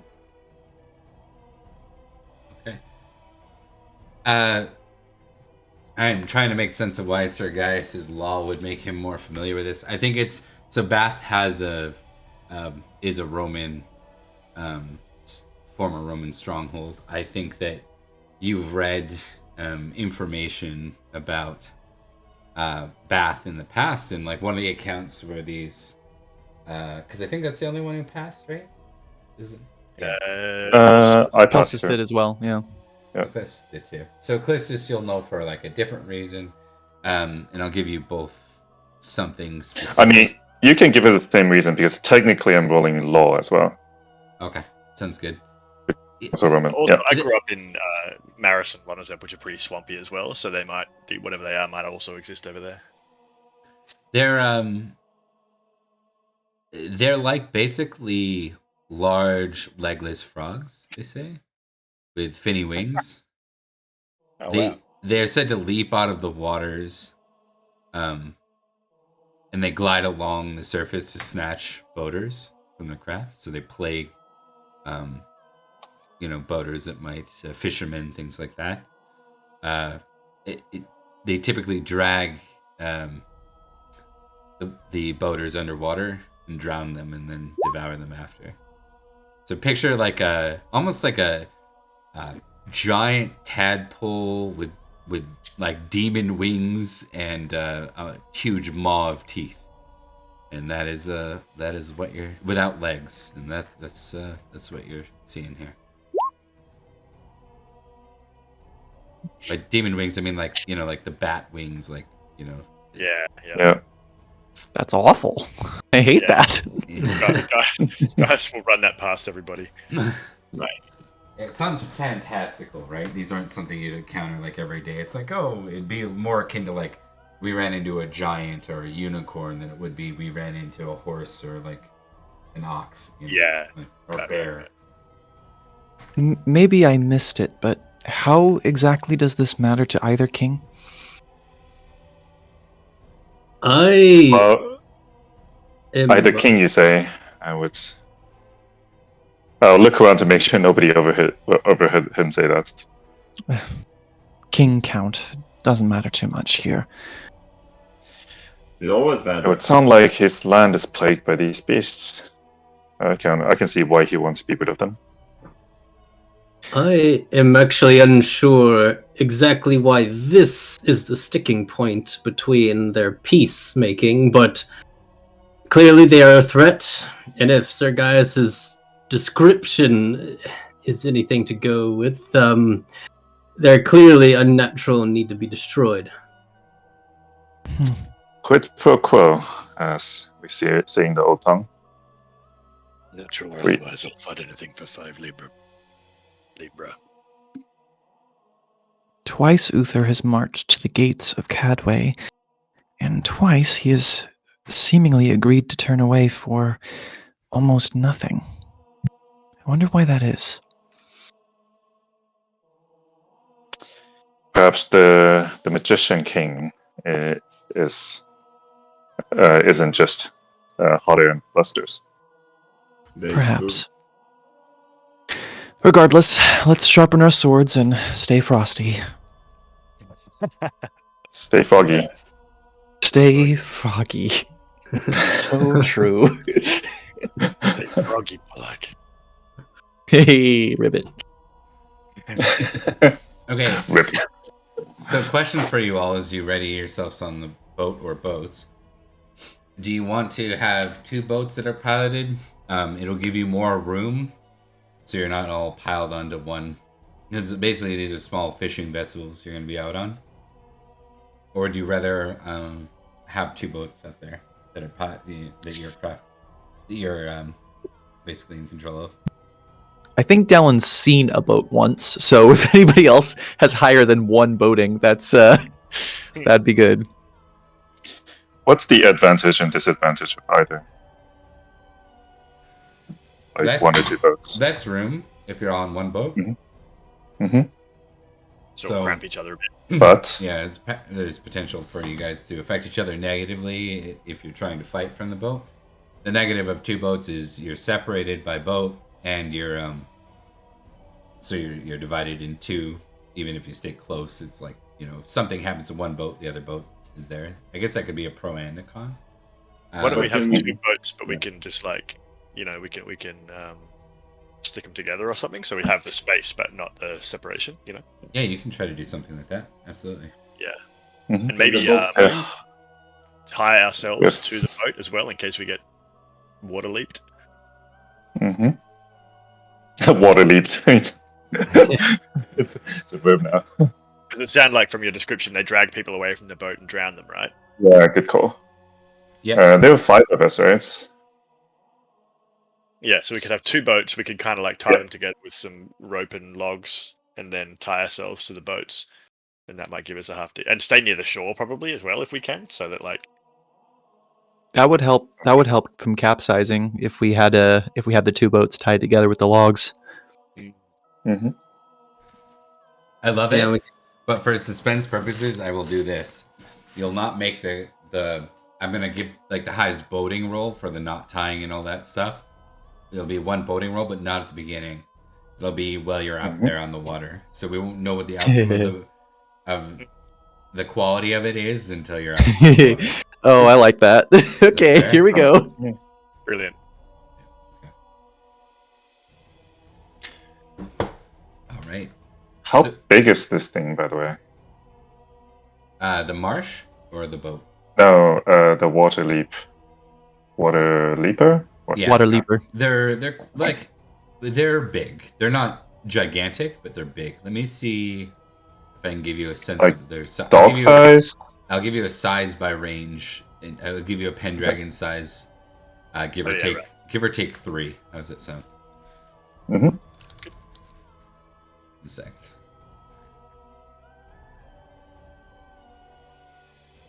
Their size is between 10 and 12. Yeah, okay. So like a short, like up to a person's Yeah. Like a size. size of a Got peasant it. Okay. as opposed to a knight. Got it. race. And quick question, Bob. Did Uther / Merlin say how many we had to kill? It is said that there was the directions were for a nest of them that they believe that they have on the marsh, and then they use that nest from the marsh. From that, they go out onto the water around Bath and they fuck with the fishermen Oh. and create a whole bunch of havoc around here. So it's actually the marsh that you're going into a nest, basically. And are we to like burn the nest, or are we just killing them? Goal would be to also burn the nest, if possible. I guess we'll Okay. bring torches then. Yeah, some torches and oil or whatever to burn. Timber box. Okay, how do you guys want to divide up? I know you're in a connected, like you're connecting the boats, but who's in boat A, who's in boat B? Let's figure that out. I think Dallin and Jaren should definitely be separate because I think they're probably the best swordsmen. Yeah, you never know with mercenary knights. That's yeah, true. we haven't seen him fight Um, yet. So Yeah, I'm very mediocre, but I'm probably the best boatsman. Yes, I think you are. Exactly. I think you and Jaren should ride together then for sure. Okay. okay. Given Gaius has loyalty to Celestius, he will definitely opt to be with wherever he is. Cool. But would also ideally like to be in the same boat as the person who knows how to boat. That would be that one then. All right, well, cool. Then I'll take Cuthbert then. Yeah. All right, boat buddies. Yeah, do you know how to boat? No. Me neither. We're gonna have the best time. We're tied together, so there you go. Does anyone else knows how to boat? We should. If there's someone else, that we should not be on the same boat, right? I think you're the only one. Okay. It's just all you, right. buddy. I have All right. rating of literally 0, so I actually cannot boat in any way. Got it. 0. We can Good luck. take. Yeah, we can still take one boat if at least like that. We at least. Maybe that's a better idea after all. Yeah. If nobody can boat. Guys, you shouldn't be at 0. You should be at 1 after last year. Sure. Just a note. Okay, Oh, cool. okay. We should bring javelin. Yeah, I think my starting skill was 0, but I'll put it to 1 now. Yeah. Hurrah! Boat Yeah, Lord. you can't fail your check test on that one. So. I will definitely bring a spear because I'm not as good at spear as I am sword, but I'm pretty decent at it. So Yeah, me too. Even though I'm crap at it, but frog hunting seems to be a spear business. Who's Oh, wearing la-di-da. Who's wearing their armor? oh no, That's a no. question. My armor's light and cheap. I guess I will. I plan to stay on the boat. So Yeah. I am not. Dallin's not going to wear their armor because I just looked at my swimming roll and it's 2. So there's a swim skill. there's a swimming skill. Yeah, yeah. Oh, Jaren is too much of a knight. He's wearing his armor. Yeah. I think we live or like we win or lose on the boat. Yeah, You know? I think so. Noted. All right. With that in mind, I will wear my armor as well. Going in. And we all can tie brilliant. ourselves to the boat, so if anybody falls in, then everybody else's job is to just reel them out again, you know? Yep. I like We're- this we're plan. forced to make swimming rolls, we're fucked. Okay.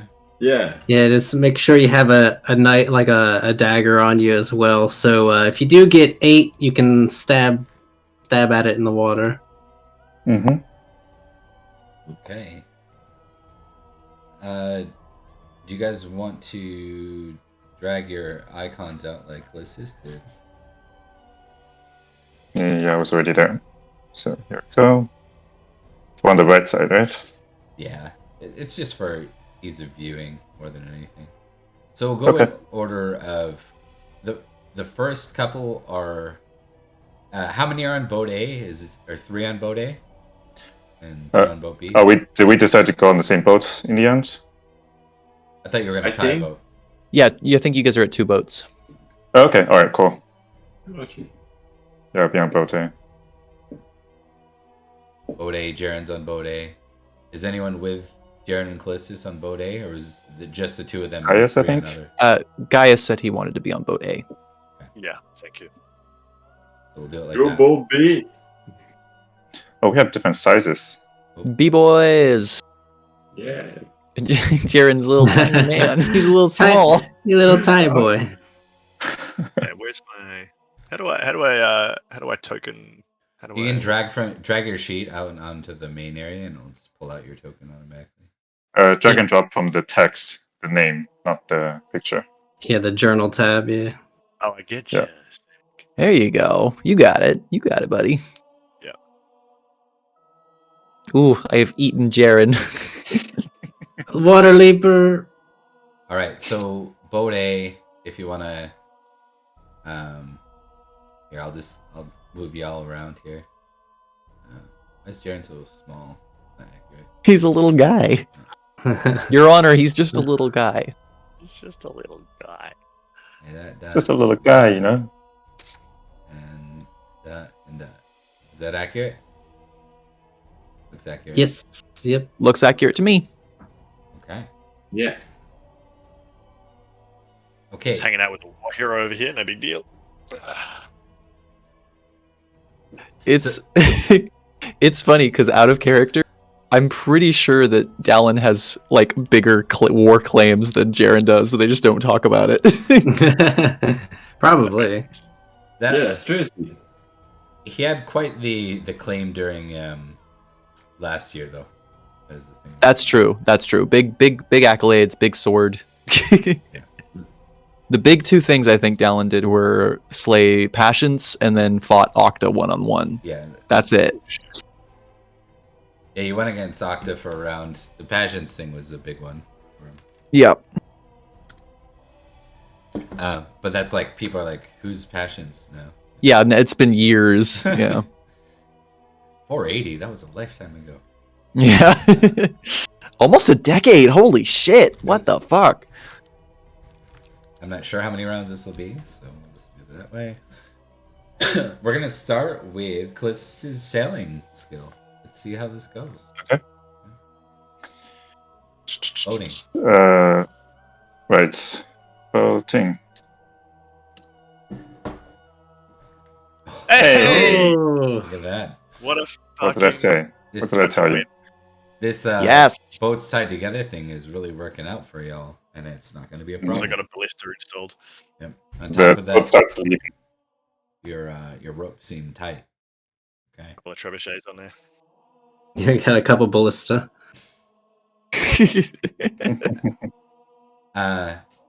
You can see. I'm assuming you guys are doing this in the next morning, kind of thing. Is that probably Yeah. accurate? Daylight's good. Yeah. Yeah. Love daylight. You as you kind of you're loading up at dawn. As you come out into the marsh, you can tell it really smells out here, like a repugnant smell. And I'll give you all awareness this.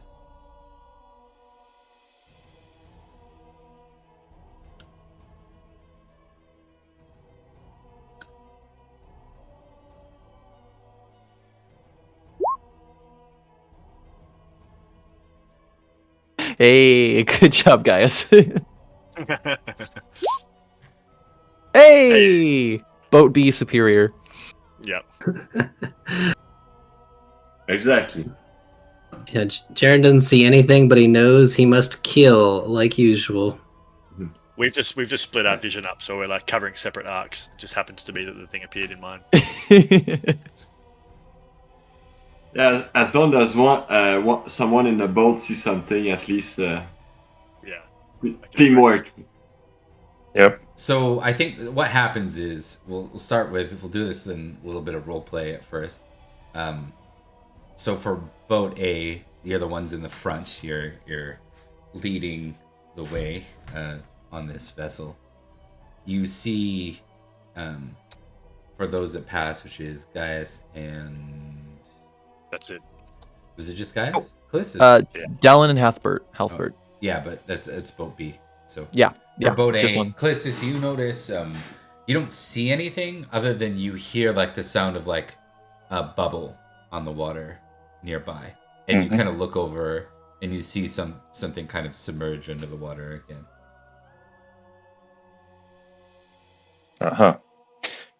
Wait, would that have been Gaius instead of me? Sorry, yes, it was Gaius, not Callistus. Yeah, Correct. yeah. He will just nudge Callistius next to him and just gesture at the sort of bubbles appearing on the water. Okay. Yes, they come.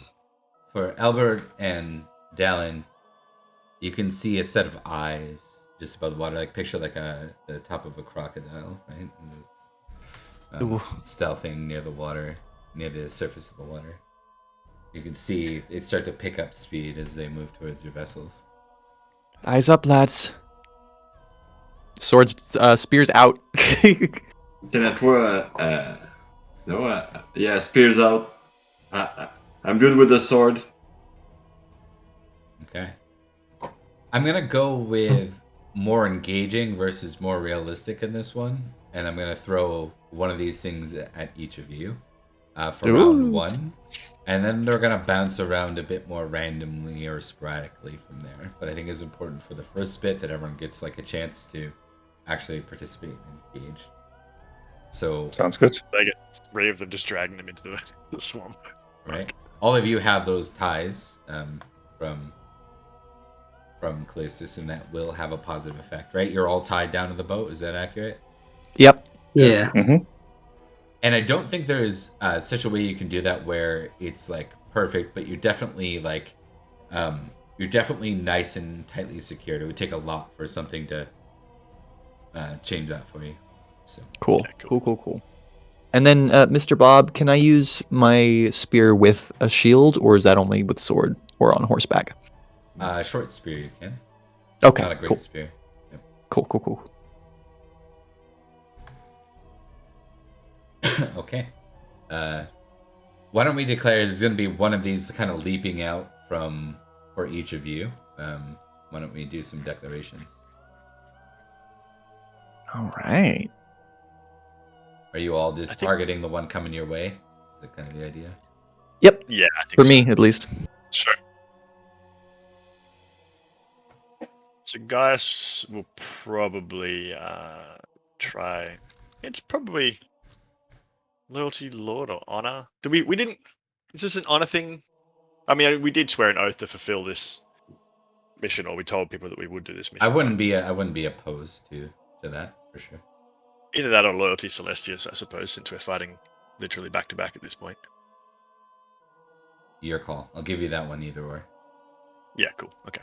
I guess somebody else is probably going first anyway.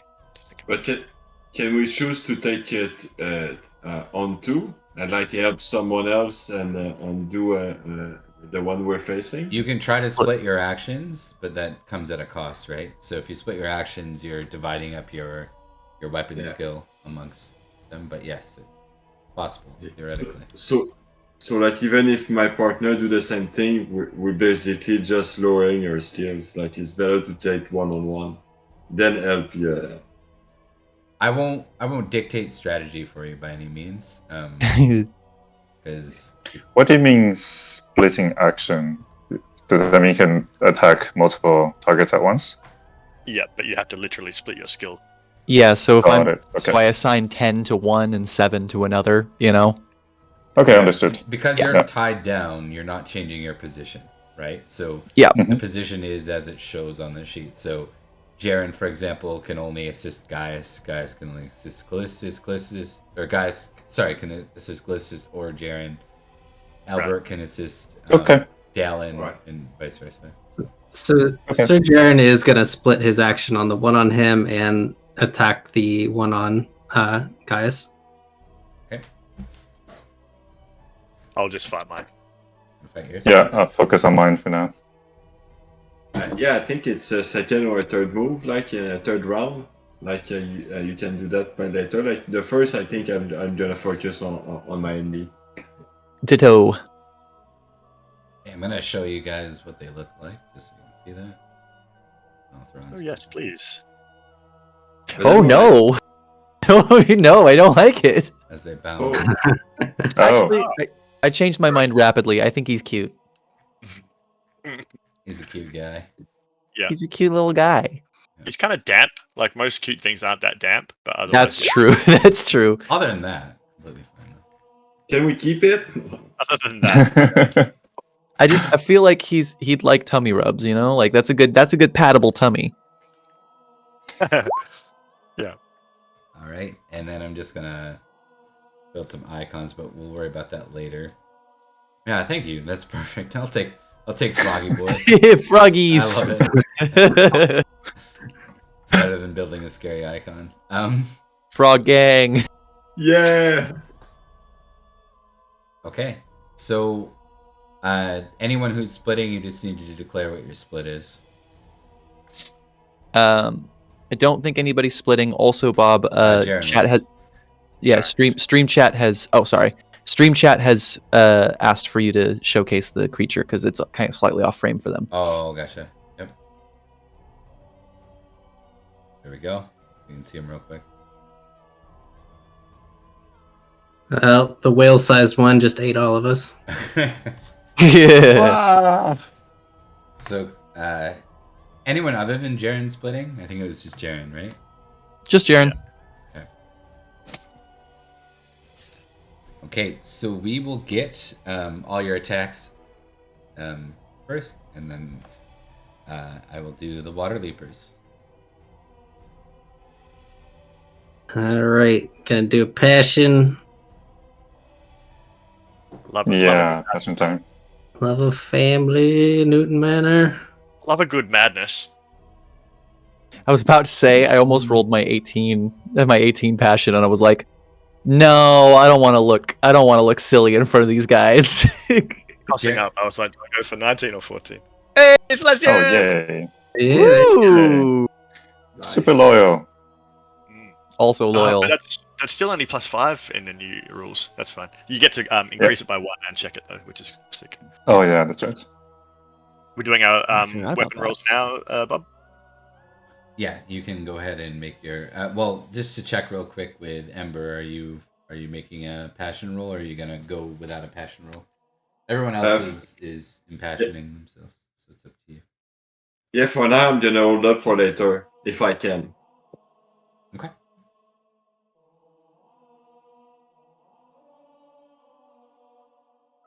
Hell yeah.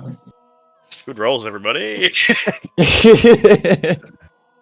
Oh, we're attacking already? Cool. Yep. Yeah. Everyone can make their attack rolls, and then I will follow suit. So I, 19. Wow. Sharon's doing 12 towards the froggy on him and 10 to the one on Gaius. Oh, you have 20? Nice. Okay, so that is that everyone? Nope. What are we missing? And then guys, Albert, I think we're missing Jaren. Jaren. Hold on, yeah, I'm just doing some maths. That's fair. Okay. Those are the activities. Let's see how this goes. 3 out of 20 success. Wow. Oh, because you're applying your passion to both. I forgot that we did that in this one. Yeah, okay, cool. That's handy. Yeah, so you're plus 10 to both rolls because of the passion. Yeah, it's probably worth splitting it. Yeah. Oh, I see. Yeah, makes sense. But because his passion is above 20, he gets plus 10 for passing it, as opposed to the rest of us. Yeah. He's a lunatic. He's quite into his family.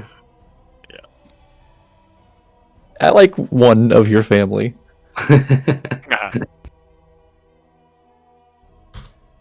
All right. So first one, Jaren's going to be successful against.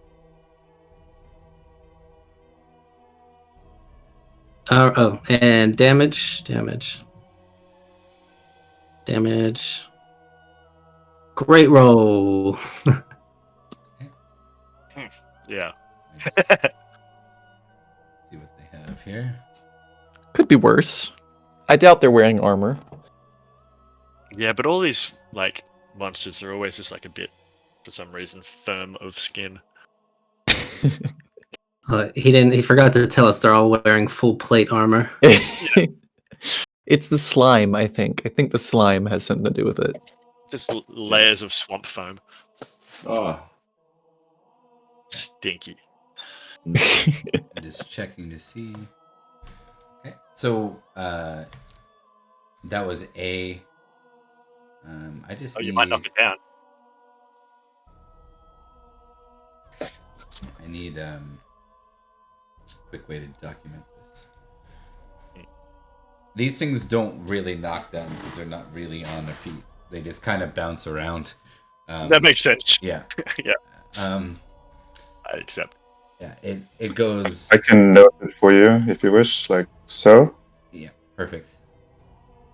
Just want to see Do I- if they have a natural armor. Make that a 9, -9. Okay. Do I roll damage on the other one, or did it split its action to defend? I'm just determining that one right now. I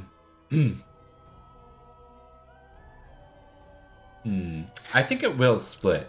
I think it's gonna go because these things are just no. You know, I think it's gonna ignore Jaren. So you can go ahead and make your damage roll. It's gonna go after Gaius. So hell yeah. be on Gaius. Ooh. 20 versus. Okay, it fails on Gaius. Gaius succeeded, right? Yes, Yeah. I succeeded. Yeah. Yep. So, guys, you can make a damage roll on that. So, -17 should actually be -12. Okay. 20 for me, which is -15. So, -27. And just mark that one in red for me if you can. Shit, bro. You guys fucked that guy up. Oh, man, it messed yeah, I am the that's only great. vote here. We're the frogs now. Yeah. All right, the next water leaper on Clissus.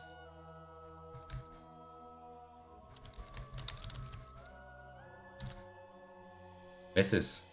Failed. So I do my damage. You do. Bam, 19, not bad. -5, so 14. Mm-hmm.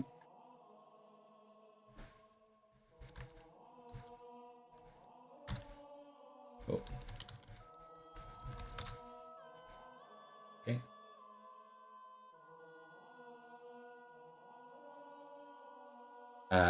Next is Albert. Yeah.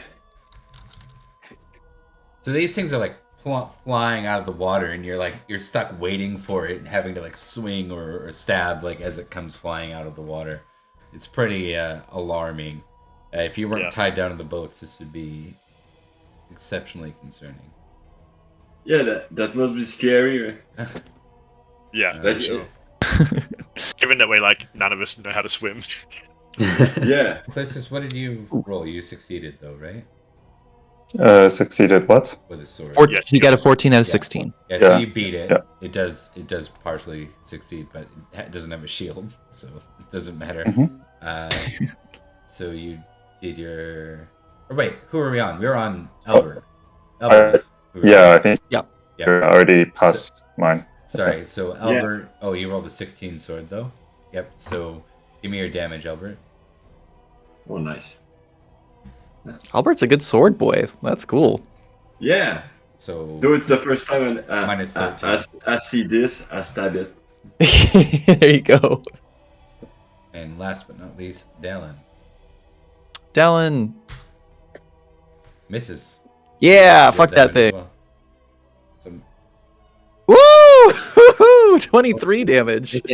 3 6s. Good roll. That's the best damage roll I've ever gotten in this game. Good job. Okay, so for these two, it's minus 13 damage, right? For Albert, and then for Dallin, it's minus 18. 18. And then is it on odd numbers damage numbers that my weapon breaks? If it's not a sword? I thought that's only for Lance It's only for Lance. on the Right. charge. Cool. Yeah. Cool. That's right. It's ties otherwise, right? Okay, so this is where it's gonna get funky, because they're not gonna be attacking, like 1-on-1 or anything like that. They're going to just be those who survive merging out of the water. So the only one that falls is this guy. What the heck? Oh. There we go. This guy. Mm-hmm. Okay. He drops beside.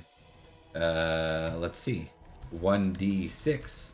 Left is 3 or under. Right is 4 plus. Right. So I should have said up or down, but this one lands actually, despite Jaren getting a swing on it and Gaius attacking it. It lands between Callisis and Gaius, and you notice that even though it's clearly dead, like it's cut in half or whatever, you notice the part of it that still remains, the maw part of it, continues to bounce around in its own accord, and its teeth keep flapping. I'm gone. Okay. Make it stop. So, with the rest of them, though, there are 5 more. We're just gonna do this. 5 more or 5 additional to these 5? No, there are these 5. There's 5 of them, Right, okay. and then there's one that's like dead, quote unquote dead, but still bouncing around, threatening. They're gonna kind of start to come out of the water like one at a time at people, right? So there's no guarantee that they'll come all at once. There's no guarantee that they're gonna. You could defend against one, and there could be 2 more that come at you. So you need to tell me up front for the round how many times you're splitting, if at all. Interesting. So we'll start with Jaren. Do you want to split for 2, split for 3? We'll just assume even splits because you're kind of like, you're uncertain of how to split against them. You don't know how many. It's possible that 0 come your way, right? So. Yeah, Jaren's gonna do 2. Okay. What about Gaius? Yeah, also 2. There's this dashing monster next to us. Places? So the passion is applied twice, right? It's applied to every time you roll. Yep. Got it. And if I split, but if this thing is dead before my attack, what would happen? That thing is still going to attack somebody, you get the sense, regardless of it being dead. Got it. Okay, in that case, I'll split between these two, but I'll have a low split on this. So just to verify, I'm just gonna do. just to clarify, Yeah? you don't know if this one will be attacking you. These 5 right here, this one, this one, this one, this one, and this one. Is my math off? There's 4. That's Yeah, four. you mean 4. 4, not Yeah. 5. Yeah. Right, there's only 5 of Yeah. you. I thought there were 6 for some reason. So these 4 that remain, that are up and around, they go back underwater, and they're gonna kind of leap out one at a time. So you can't really choose like, oh, I'm gonna split against this guy and this guy. Oh, You're choosing how many times do I want to split in the event. got it. It's possible that all 4 of them come leaping out of the water at just you, right? Understood. Understood. Okay. I'm going to put 1 point on this one that's on the boat, and then the 10 on the whoever comes my way. If that works. To stab the head, to kill it twice, basically, to make sure. Yep. Okay. Noted. So we'll deal with the leapers first, because I think that's more interesting. The first one comes bounding out. What about the rest of the guys? Oh yeah, we haven't decided ours yet. Yeah, okay, Yeah. we won't count that then. Oh yeah. Yeah. Albert, sorry, we got down to places. So Albert, how many times do you want to split? I'm not so sure if I understand right, but is it like I You choose don't know like how what- many targets are coming at you, and you've got to declare ahead of time how many you're willing to split for. If you split, your skill gets divided, right? And you have to decide how many targets, basically, you're guessing are going to come your way, right? But Oh, so we could be attacked multiple times. You You could be attacked by all times. 4. You could be attacked Oh, by got none. it. Yeah, it doesn't. Okay. but to the In that shows, case, like, can I revise my choice? yeah, to I'll just like type it out for simplicity. like divis like to I can split 3 times, but I focus on myself. Why don't we get you all to write down your splits? on Yep. Chat.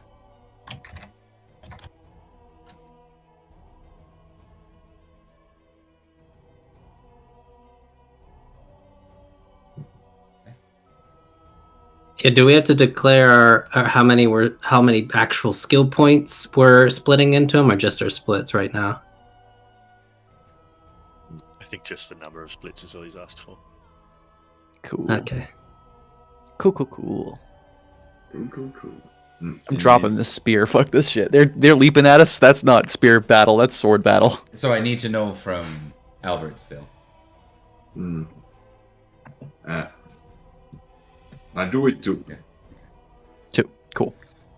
All right, so the first one comes at Jaren. Jaren. Good. Good for you.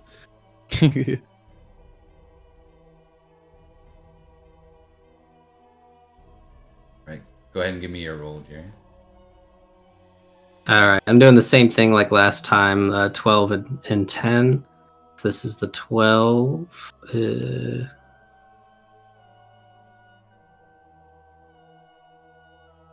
Hey! Well, that's gonna do Whoa! it. Okay, Frog. give me your double damage. It's probably a dead frog. No. Dead leaper. 17 times 2. This one also is dead. Surrounding us with flailing frog heads. Yeah, there are now 2 flailing frog heads beside either side of you guys. Yeah. Reassuring. Okay. I'm a frog apologist, you guys. Next opponent, the next water leaper, this one here, comes bounding out.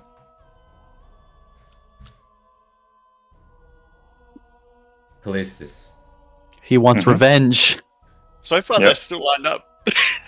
Yeah, so far they're following the original suit. That's weird. That You're- makes sense. Okay, I have to.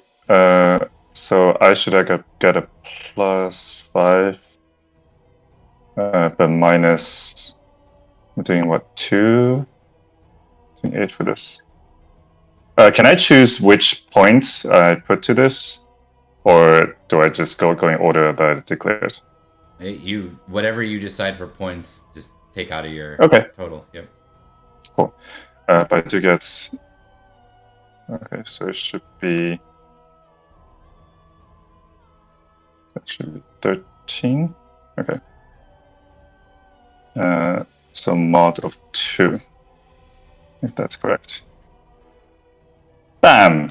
Nice. Oh, Hey. crit. Man, these crits, you've critted on more than you've failed. So far. Yeah. Yeah. So damage.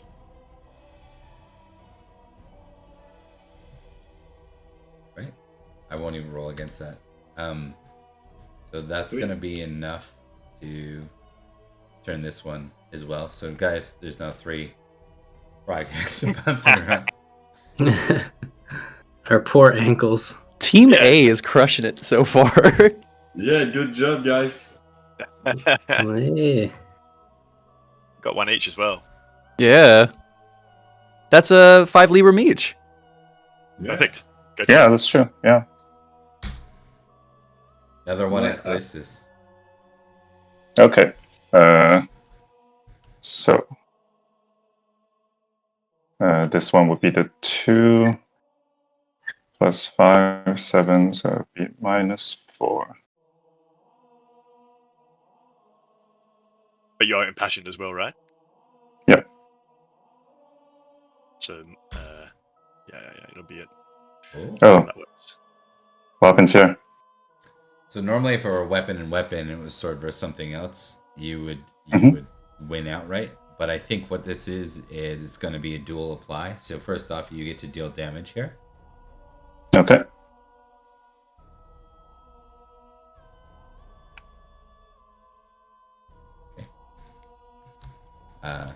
But for this, as you slay it, its teeth are sunk into your side, or sunk into your shoulder, maybe. Side makes sense actually, and it's just locked in as it's slain. So the fourth one's slain too. You take 10 damage. Phew, I kick it off. Rolls. Yeah. Well, Yeah. not yet, because these suckers. Glad I wore armor. Yeah. And to make this more interesting, I'm gonna take this last one, and I'm gonna do 1d6 plus 2. So, wait, hold on. The 1d6 plus 3. Wait, 2. There's a better way to do this. 1d4 plus 2. Plus 1d3 plus 2. There you go. You got it. You got it, Bob. Check your mathematics. 1d2 plus 3. This is either going to Albert or Dallin. Is what I'm doing. You just labeled them 1 and 2 and rolled D2. 5, that's Dallin. No, that's Why didn't you go for yeah, 3d2, that's man? Dallin. Oh shit. Albert, because you know it's the last one, you're welcome to try and. So this one. Assist. I skilled my attack so I can help. Yeah. It's got one coming at Dallin, so we'll give you both attack rolls first. Cool. It's not splitting, it's just going at one target, which would be Dallin. Yeah. Let's see. Dallin was gonna split 5 to the other guy, so that means that they're rolling this at. Oh, they dropped their spear and they're drawing their sword. Is that? Do I need to do anything with that, or is that good? No, that's fine. Okay, cool. Technically, you'd be swapping weapons, which would give you a -5. But Bob said it's fine. So don't worry. There's enough pause in between these rounds. Like, it's not like you're midway engaged. Like, they're disengaged and they're engaged. This one's different. Okay, so I'm see, I'm -5 and I'm +5, so I'm just rolling it normal then. Ah, fuck. So many crits. There are a lot of. Kill it, Albert. It didn't seem to roll for me for some reason. Let me try that again. Yeah, I didn't see it. There we go. It's battle. Nope, that's battle. That's a battle. You know what? It's. I've got the same rank in them both. Do you want me to re-roll it or you want to keep it? That's fine. Okay. It's a That's 17 either way. All right, so as much as this is meant to be a nasty encounter, I think I'm just gonna kind of break. I think I'd like to make it more interesting for y'all, but you're between your dice rolls and then your idea of tying the boats together. There's not much they can do outside of minorly injure you folks. We So, prepared the hell out of this. Yeah. Yep. That was Who's cool. wrong? Boating is an OP skill and it needs to be nerfed. in the next patch, it's going to get Yeah. nerfed. We're nerfing it soon. Yeah. We're gonna up falconry instead. We find that's underpowered. So, all right. So this is worth, despite, well, it's right out of the book, so I'll take it. The 100 glory for each of these slain. So if you participated in killing one, you get half that. Or you split it according to how many people were involved. So let's go down the list. Who was involved in killing this one? The first one. Yeah. Who got? Jaren's followed it. I think it's just Jaren. It was just Jaren. I think so. This one? Glory Hound Jaren stole my glory. You were involved, though, were you not? Didn't you hit it? Yeah, he hit it. Yeah, so 50 each. So 150 to Jaren, 50 to Guy so far. What about this one? Pretty sure it was this guy. I think I killed that single. Did I kill that one single-handedly? I think you did. Yeah. I was Okay, going to yeah. stab it, but you'd already killed it. Yeah. Oh, there was a crit. Yeah. You got a crit on it. Yeah. I attacked it. I succeeded and then crit on it. Okay. Yeah. This one attacked Callistus for sure. So I think it was. Yep. Was that a solo on Callistus as well? No, I think it was me and Halberth. Albert. Okay, so Yeah. 50 glory each. Yep. And then this one. Oh, sorry, the last one. I don't know why that moved. Last one we both got the killing blow. So 50 glory each for that one as well. Yep. All right. So I normally would end these with something more cinematic and interesting. I think what I'm gonna do for this one is just simply say that, like, when you return, you are all recognized by Uther and by King Cadwy, so you can add another 25 glory. We're already an hour past when I originally planned to run anyway, so I think we'll wrap up there and you all return to Logris. But before we do, I want to do one little bit with Jaren specifically, because someone is approaching you. All right, let me swing my rolling sword. Nope. This is okay. when you're back on land. Well, you never know. You might. Well, with Jaren, I mean, It's certainly. I wouldn't put it against you. Put it past you. Do you remember Sir Loof? quite a bit. He said he knew where Rickert was. Mm-hmm. You see him amongst the Logris musters, just one of hundreds of knights, right? Right. Perfect timing. Sir Jaren is going to finish up whatever he was doing, even conversation, just sort of leave it and move towards him. He just nods your way and goes to, like, mount his horse. Sir Loof, a word, please. Of course. We're a lot closer than we were the last time we spoke to the last whereabouts of your brother, I believe. Indeed, I believe. Well, you said you knew of where he was, or at least the whereabouts in general. Is there anything else, now that we're here, you could give me any advice as far as direction? I could do you one better, good sir. I could take you there. You could. Indeed. But that would be... I would definitely owe you quite the favor, especially if we find him. I worry that he's been away for so long that something has happened to him. From what I could tell, Sir Jaren, he was harmed. I know not the details, but he seemed a bit broken of the mind.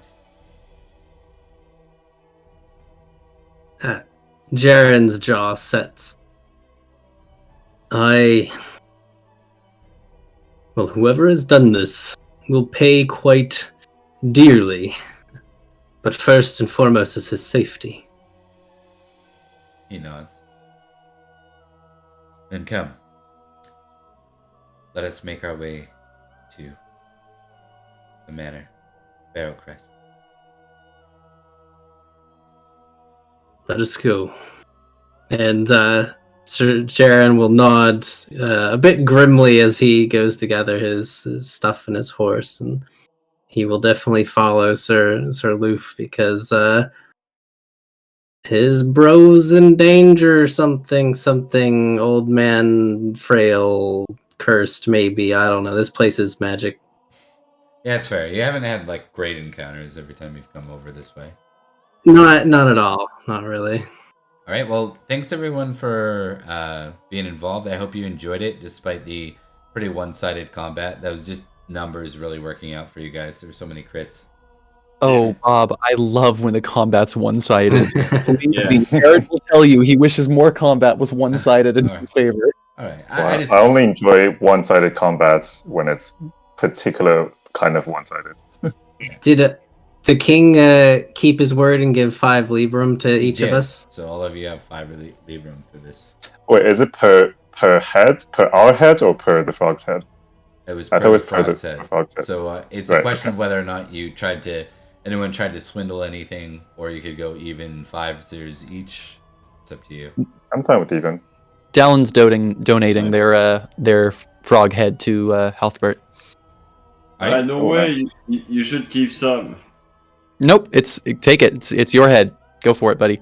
No, I then don't think it's per who got the kills. I think the idea was originally that it was Would just split you it got as each. 5 and you split. Yeah.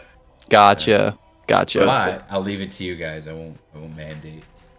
If you give it to me, I'll split it with the others. It could be a duel. Someone could kill someone here. Yeah, we could do a sparring Yeah. match about it. Jaren gets it. Yeah. It's Jaren's. It's The mine. winner- Everyone dies. Everyone. Well, I'll talk to you about it. We'll figure something out. It's gonna become really gruesome. There's only Alrighty. one guy that leaves with all the Yeah. money. There's I won. All right, guys. So do we get like 1 Librum from the muster generally as well? Yes. Just on account. Well, Yeah. so sorry. The mercenaries. Summerland Knights, you will get the mercenary knights. I mean, you will get 1 Librum for your year plus. Yeah. Plus the treasure from the monster. Correct. Yep. So 6 total. Easy. So you can see And, how there'll be little bonuses like this. It's just finding the right thing that warrants it. Opportunities. Yeah.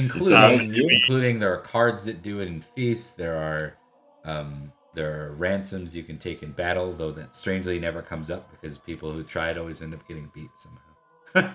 Yeah. I think it's happened once in the entirety of me running, where one guy got a good ransom. Everything else has been gone the other way or nothing. So. Yeah. And for those of us who don't have to leave immediately, should we do winter phase now? Yeah, like, can we witness each other's witness phases now since we're all here? I don't see why not. Okay, so we're the next time will be next year, right? By the sound of Yes, it. yeah, for sure. Okay. It'll catch you up with the stream 489. So. All right. Killer. Sweet. Well, thank you, Bob. Thank you, everybody. Nice to play with those of you we don't normally play with as well. Yeah. Yeah, it's really fun playing with y'all. Pleasure. The audio quality in Favorite Sons is a little hit or miss, but do check it out too, because you'll get some more Dallin and a little bit more Jaren too. So Cool. Bit of background of who we just hung out with. exactly. Oh boy, it's a wild ride. Sweet. I kind of like the mystery, but maybe I'll dig into it later. All right, I'm gonna go ahead and stop the stream now. But thanks for watching, anyone. This is Open Pendragon. It's a community stream. If you want to jump in and learn Pendragon, just come join us. Pretty simple to wrap your head around as far as games go. At the very worst, you can not learn anything and just roll a d20 when I ask you to. So. All right, thanks for. Yeah, you're awesome, Bob. Yeah, thanks for watching, guys. Appreciate you joining as well, folks. Great to see Open Pendragon continue, and great to have our guests along. Happy holidays if I don't talk to any of you during them. I'm sure I will, though. But talk to you later.